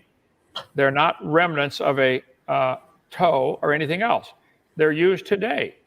They need them, okay? Any mutations that anybody's ever observed have been harmful, fatal, or neutral. They remove information. Manatees make baby manatees every time. If you find a bone in the dirt that you think was a little different and you want to claim it's the ancestor of manatees, that's not science. Finding bones in the dirt, you cannot prove any fossil had any children. None. They might have, and they probably did, but you could not prove in a court of law any fossil had children that lived. You certainly could not prove it had children that lived that were different. No animal today does this. Animals are having babies all the time. None of them makes anything significantly different. As you said, cows produce cows. That's what we expect. Never would. Manatees produce manatees. Always did, always will. You are dreaming of anything else. Go ahead. Okay, James, quick final word, and we'll get to the next question. Yeah, they always will. What we're saying is that this transition happens so slowly, Kent, that you'll never notice it from 100 generations to the next. And that's just the reality of it, as inconvenient as that is. Okay, appreciate it, gentlemen. And next one comes in from Pseudonym. This one is for you now, Kent. Why do we have isolated species that come off Noah's Ark? Did kangaroos or koalas hold hands to a location before breeding? Or are there kangaroo fossils that aren't considered, I got to find the rest of this, transitional? So, Yeah, leave it up if you would so I can follow that logic. First place, I believe nearly all fossils and maybe all fossils formed at the flood. So the animals getting off the ark and spreading around the world are not going to leave fossils. As they die, they're going to rot like they do today. We have deer get hit all the time on the highway here in Alabama. None of them fossilize. They rot. The buzzards pick them clean. The ants drag them around. They don't fossilize. Fossilization requires rapid burial, and very frequently, billions of animals have been found fossilized with all the bones still in place, articulated, fully articulated skeletons. This wasn't scavenged by the buzzards or the coyotes and dragged around the woods. It didn't die and land on top of the ground. It was buried, or probably buried and died at the same time because of the same thing. So fossils don't form today at all that anybody's ever proven, certainly not in great numbers like we find in the ground. So I think the kangaroos and the koalas getting off of Noah's Ark, they're less aggressive than many other animals, and they would tend to leave when there's an ark. As the population grew, they would tend to migrate away from any fight and an argument. I don't think a kangaroo is going to want to mess with a tiger. So I think there was a migration wave away from, I cover this video on number 6 of my series, why are kangaroos only found in Australia? Well, I don't know that I could prove kangaroo fossils are only found in Australia, but kangaroos only found in Australia today, to my knowledge. But as getting off the ark, there wouldn't be any fossils formed since then. So of course we're not going to find them along the journey. Fossils aren't forming today. Kangaroo fossils that aren't transitional. No fossil is transitional. I could decide to put a fork and a spoon and put a spork in between. Does that prove it is in between the spoon and the fork? No. Forks are designed, spoons are designed, and the spork is designed. There's no proof that any animal ever changed to something else. There are no transitional fossils. There's no fossil record. So that after the flood, they're probably not going to leave any fossil, just like today. The kangaroos that died in Australia in the last 500 years didn't leave any fossils. They rotted. Go ahead. thank you, Kent. James, over to you if you had a response. Well, not only are all fossils transitional, but all species are transitional. We are all transitioning because of what's happening today is the same thing that's happened since abiogenesis, reproduction with variation.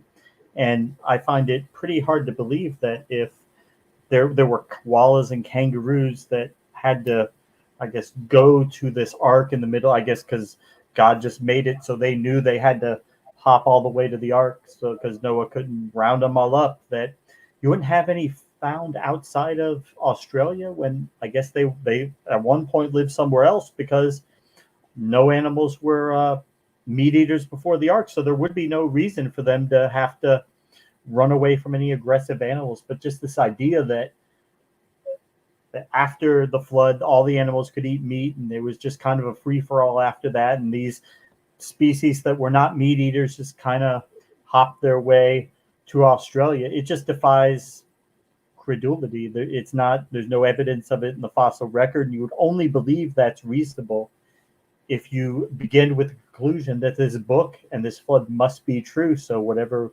works to make it true, you're okay with. Thank you, James. Kent, question was for you. Get the last word, brother. Yeah, I think he's talking to himself here. Whatever it works to keep that evolution theory true. I think anybody with a brain would notice that if you look at the continents of the world, 70% of the Earth is still underwater, and all of the continents have what's called a continental shelf. Between England and France, the water is about 40 feet deep, 60, maybe 100 in some places.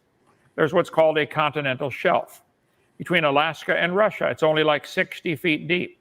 If you lowered the oceans about 100 feet, the connection between Alaska and Russia would be thousands of miles wide. There are different elevations to all the continents. If you raise the oceans just 10%, or 10%, in addition to the ocean, all of this would be underwater. There'd be a little island called Appalachia. If you lowered the oceans, you could walk to Cuba. it would all be connected. There's what's called a continental shelf. I think after the flood, the oceans were lower because the ice caps were larger. We know the ice caps were larger. There's terminal moraines and lateral moraines and isostatic rebound evidence clear down to Kansas City, Missouri. Mobile Bay, Pensacola Bay, 7 feet deep, average. If you lowered the oceans just 50 feet, you could walk to Australia from Vietnam. 50 or 100 feet max out of 12,000-foot oceans. So my theory would be, after the flood, the less aggressive animals migrated away from where Noah's Ark landed right there. And over the next few hundred years, two things happen. The populations of all the animals were increasing and they're migrating away, and the ice is melting back. And at some point, maybe 100 or 200 years after the flood, Australia is now separated, but there is a continental shelf between the two. You could lower the oceans and walk to Borneo and walk to Australia. So I think, just like the Bible says, the scoffers are ignorant of the flood.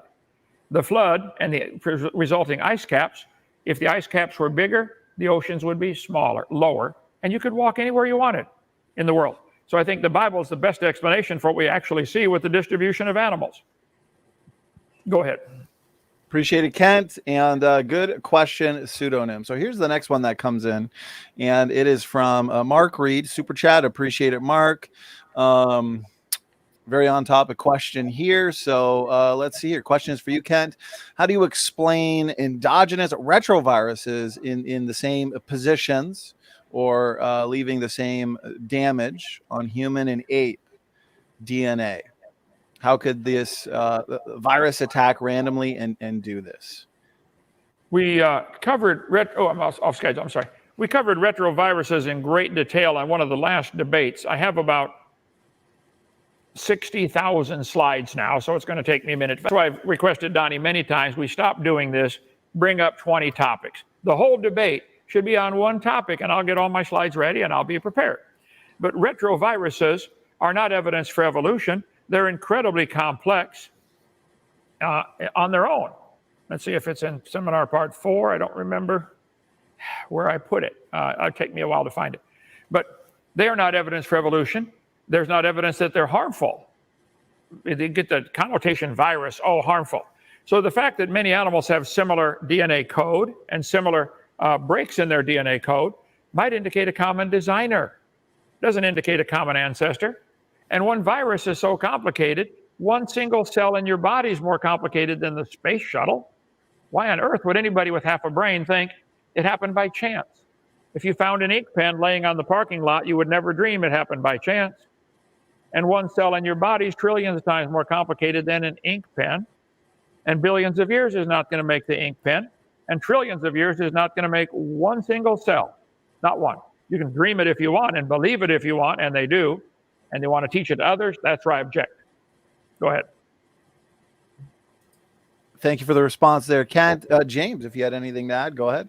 Well, absolutely. Yeah, I brought up ERVs in the debate, but Kent didn't seem like he wanted to go there. But yeah, great question, Mark. And of course, so the explanation from the other side is God just did it this way. He just made it these things in the code that look like viruses. But we know that these are actual viruses because they've actually taken some of these genes that contain these ERVs and they've mutated them to turn these viruses back on. And guess what? When you do that, they start making viruses again. You've reactivated. So these are actual remnants of viruses that were inserted into the genome in one of your ancestors. If you have a ERV in your genome, it means that one of your ancestors was infected with this virus, and they've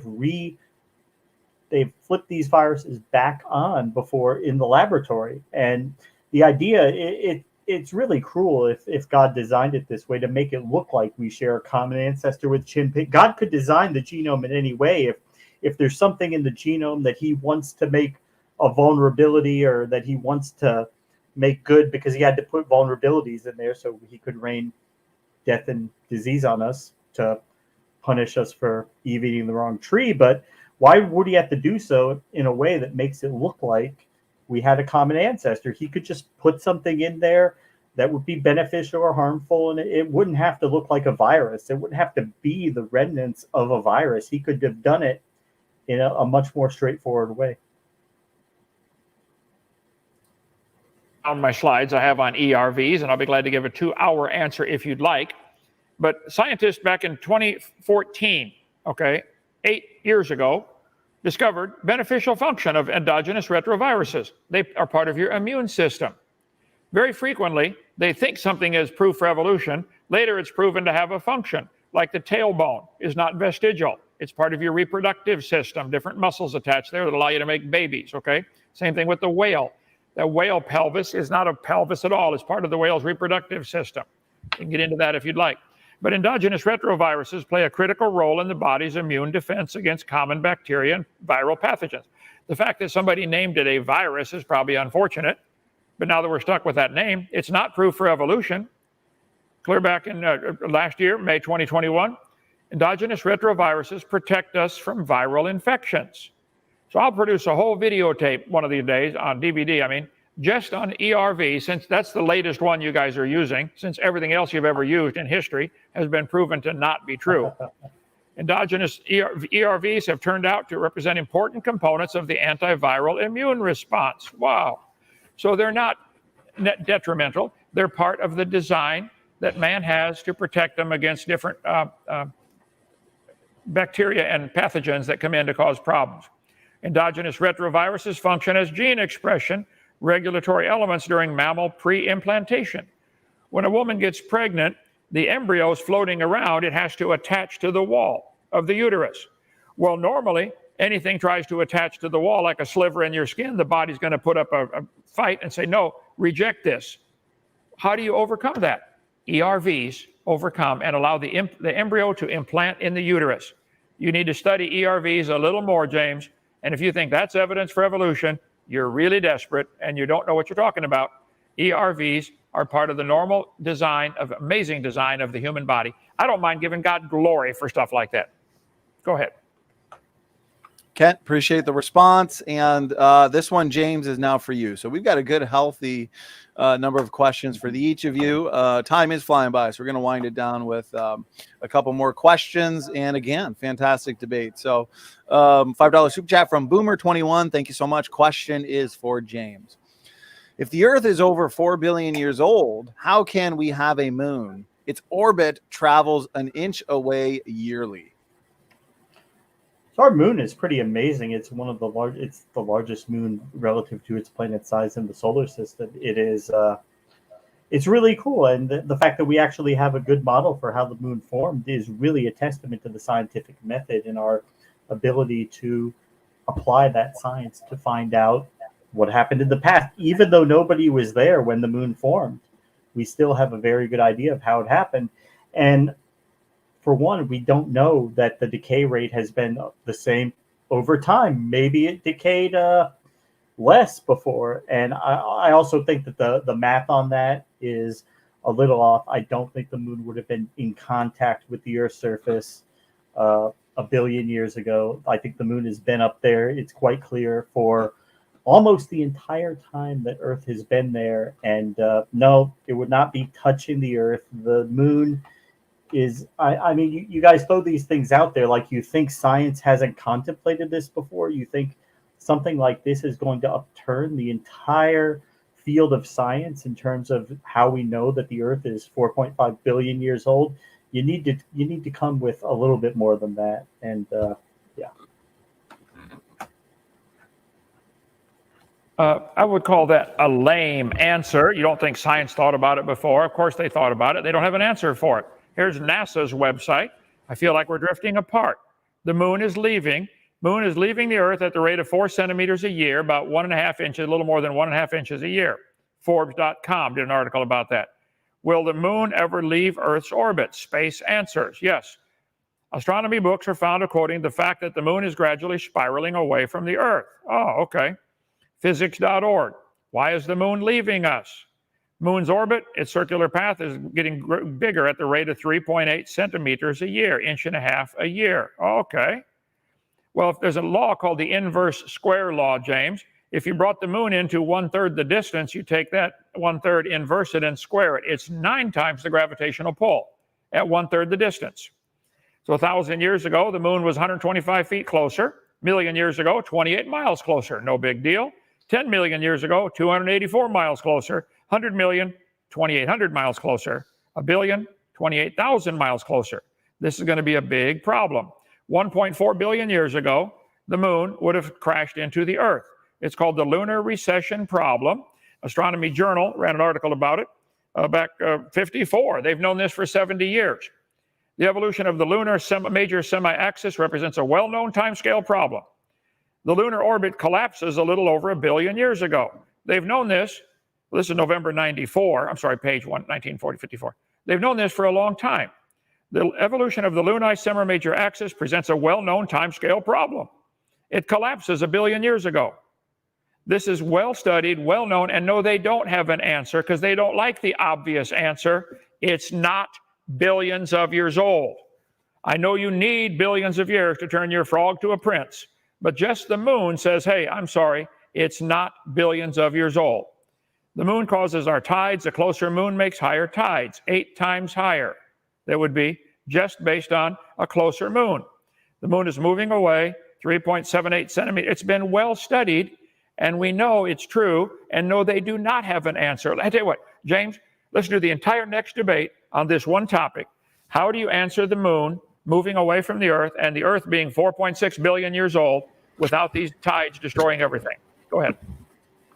I don't think that would take an entire debate, Ken. I think that that would take about 15 minutes, and after that, you probably start obfuscating and throwing other things out there because it's not really a problem. And we could go in depth about it, but this is just one of the things that you throw out there in your claims that it takes longer to debunk your claims than it takes to for you to make them, because you actually have to break everything down and do the math. And no, I don't think the math is correct on that. No, we do have answers for it. You can find answers for it. The moon is 238,000 miles away from Earth. I don't think it would be in contact with the Earth at 1.4 billion years ago at the recession of 1 inch a year. Even if that rate had been steady, I think you could do the math real quick on that and find out that that doesn't work. And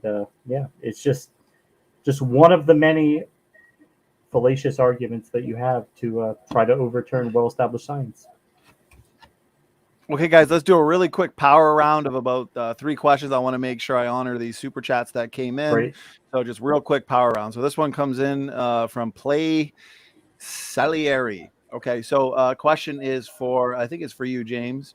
So real quick, geneticists determined that all humans come from a single family. Apes also genetically have a common ancestor with ancient species. Is it possible to trace the mitochondria of apes and humans back to a common ancestor?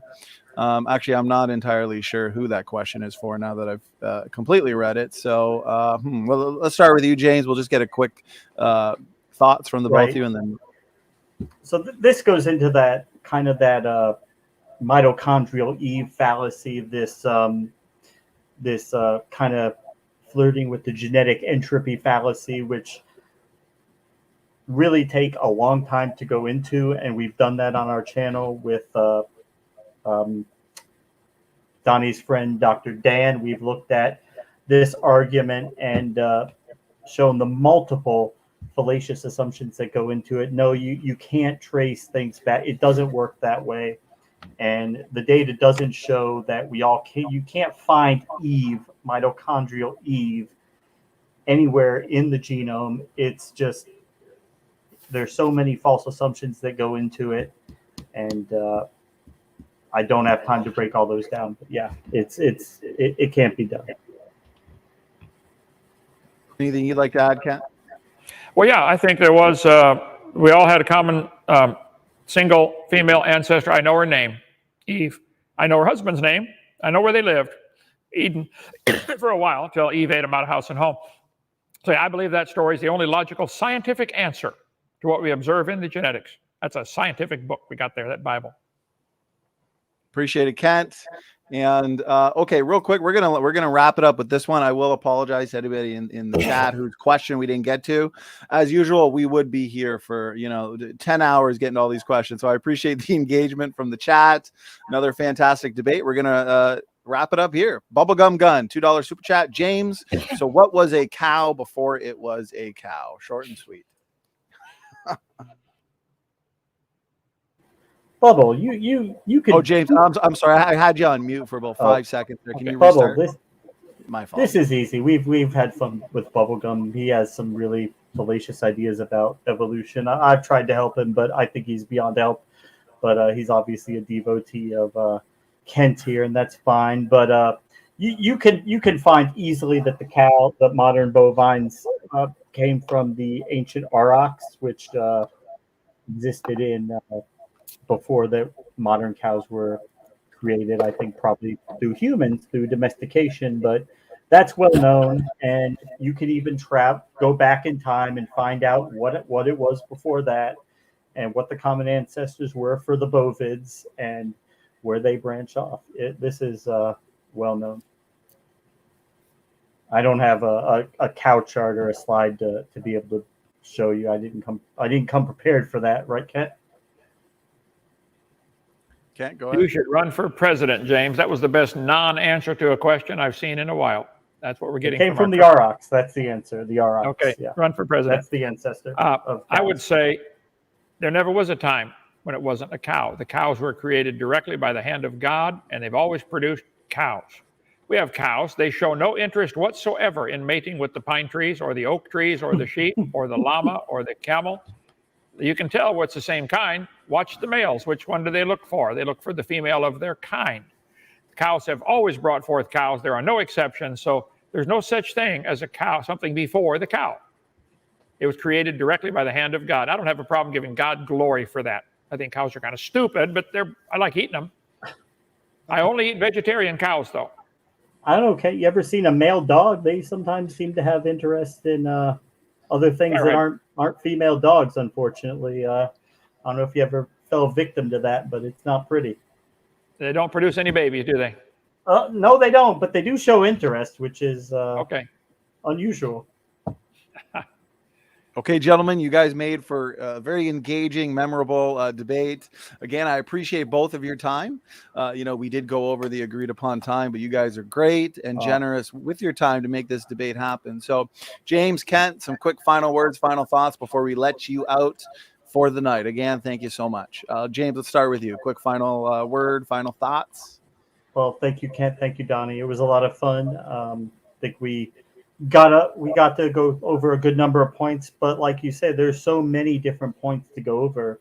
And the real strength of the evolutionary theory is not just one or two different things point to it. It's that everything points to it. And you can ad hoc your way through one or two explanations, but to ad hoc your way through the entire field of science is kind of hard to do. But let's go to Kent, and he can try to save all of our souls.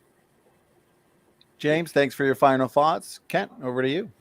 Well, I'm curious, James, in your evolution religion, what is the purpose of life? Why did it evolve at all? What happens when you die? I would be willing to bet $5 you're going to die one day. Where are you going? Sure. Smoking or non-smoking?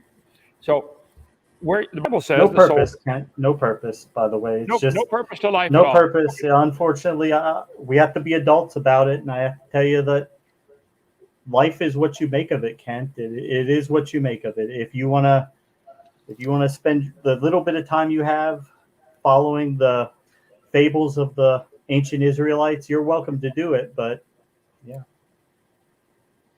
Okay, Kent, go ahead with your final thoughts. Yeah. All the evidence I have ever observed backs up the book that I read, God's Word, the Bible. I believe it's true. I believe there is a purpose to life. Your religion of evolution only takes away any meaning to life. And under your religion, the strongest survive. So if you can kill off all your neighbors and take all their stuff, what would be wrong with that? I've asked atheists and evolutionists all over the world, simple question. If you believe in evolution, how do you tell right from wrong? Is it wrong for the lion to eat the baby zebra? The lion thinks it's fine. The zebra don't like it. Is it wrong for you to steal your neighbor's stuff if you can do it and not get caught? What would be wrong with that? Where how do you tell right from wrong? If evolution is true, you guys don't have a standard to measure anything by. That's sad, really sad. And you want to teach that to the kids, and you wonder why society is falling apart? Hello, not problem at all. Go ahead. Okay, Kent, James, thanks again to the both of you for this debate. Okay, I'm going to let you gentlemen get out of here. I'm going to spend a few minutes going over reminders in terms of the remaining debates we've got in this series over the next month. Kent, you're going to be busy. So, okay, night, guys, thanks so much. Thank you. Have a great night. See you at 12 on Amy Newman's channel for the after show. You're invited, Kent. Okay, awesome. Thanks so much, James. Check James out over on his channel, Amy Newman. Looks like they're having an after show. Okay, well, I do want to go over some reminders and announcements. So that was a great debate. I've been looking forward to this one for a while. The epic round 2, chapter 2 debate between James W. and Kent Hovind. If you haven't seen chapter 1 was also a fantastic debate. And both debates were a lot of fun. So again, to James and Kent, thank you so much. So here we go, guys. A few reminders. Next week, we are going to be back here with another sequel, Kent Hovind and Ken Rock, the sequel. So that is going to be next week, I believe on the 27th, because on the 23rd, we've got Kent and Rune Norderhog.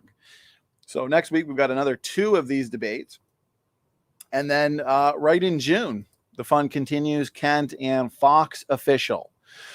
They will be, again, debating Evolution is on trial. So I do want to let everybody know that we, as a ministry here, Standing for Truth, we've released our...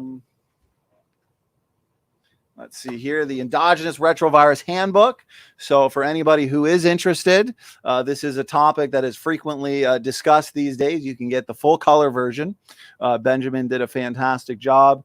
Probably the most comprehensive book you're going to find on the market on this specific topic, black and white version. And you won't regret it. You won't regret it. It's worth it. If you're in the chat and you're even remotely interested in this topic, click the link. And Cheryl, sister, I appreciate that. I appreciate that. So the book is fully updated and good to go on Amazon. You can also go on our official website here. So the Endogenous Retrovirus Handbook. I'm telling you, it's worth it. It's just a click away, a black and white edition or the full color edition with a variant cover. So that'll take you right to the Amazon website. You can also get it on various other Amazon websites in Canada, the UK, so on and so forth. So check that out. Of course, if anybody has any questions or anything of clarification from the book, I'm just an email away as well. I'm here and happy to help anybody that has any questions. So why don't I pop the link in the chat for anybody who would be interested in the ERV handbook. So again, thank you all for being here. This has been a ton of fun. The fun continues next week. And we've also got some lectures coming up too, some presentations. So Jay Seegert's going to be here first thing in June, probable or problematic when it comes to evolution. And very quickly is this debate coming up. The Great Salvation Debate. We've had this scheduled for a few months now. Robert Wilkin, Robert Sungenis. Does the Bible teach salvation by faith alone or salvation by faith plus works, with a main focus, a thesis dealing with Romans 2:13. So that is going to be on June 9th. June 9th, and that is coming up quickly. If you have not yet seen the very technical, but I would say important and must-watch debate from last week, between Professor David McQueen and Luca Medugno, they debated specifically the heat problem. Does the heat problem preclude the global flood? That was a ton of fun. Both of these gentlemen clearly prepared very hard for this debate, and it really showed. It really was a fantastic discussion. And so if you have not yet seen that one, please do check it out. And of course, if you're not yet subscribed, this is just a snapshot of the overall events, debates, interviews, presentations, and just projects we're currently working on here in the ministry. There's so much more. So make sure you're subscribed, pass around this content, and also take advantage of the website, standingfortruthministries.com. On the website, we do have really just endless content for you. So again, thank you so much for tuning in. This was roughly, I think we've now hosted and moderated about 180 debates. This Evolution Debate Challenge series, we're coming close to 30 debates now in just 2022. So lots of material to keep everybody busy, probably up until the rapture. So that being said, guys, thanks for tuning in. We will see you guys again soon. And God bless. Standing for Truth is out.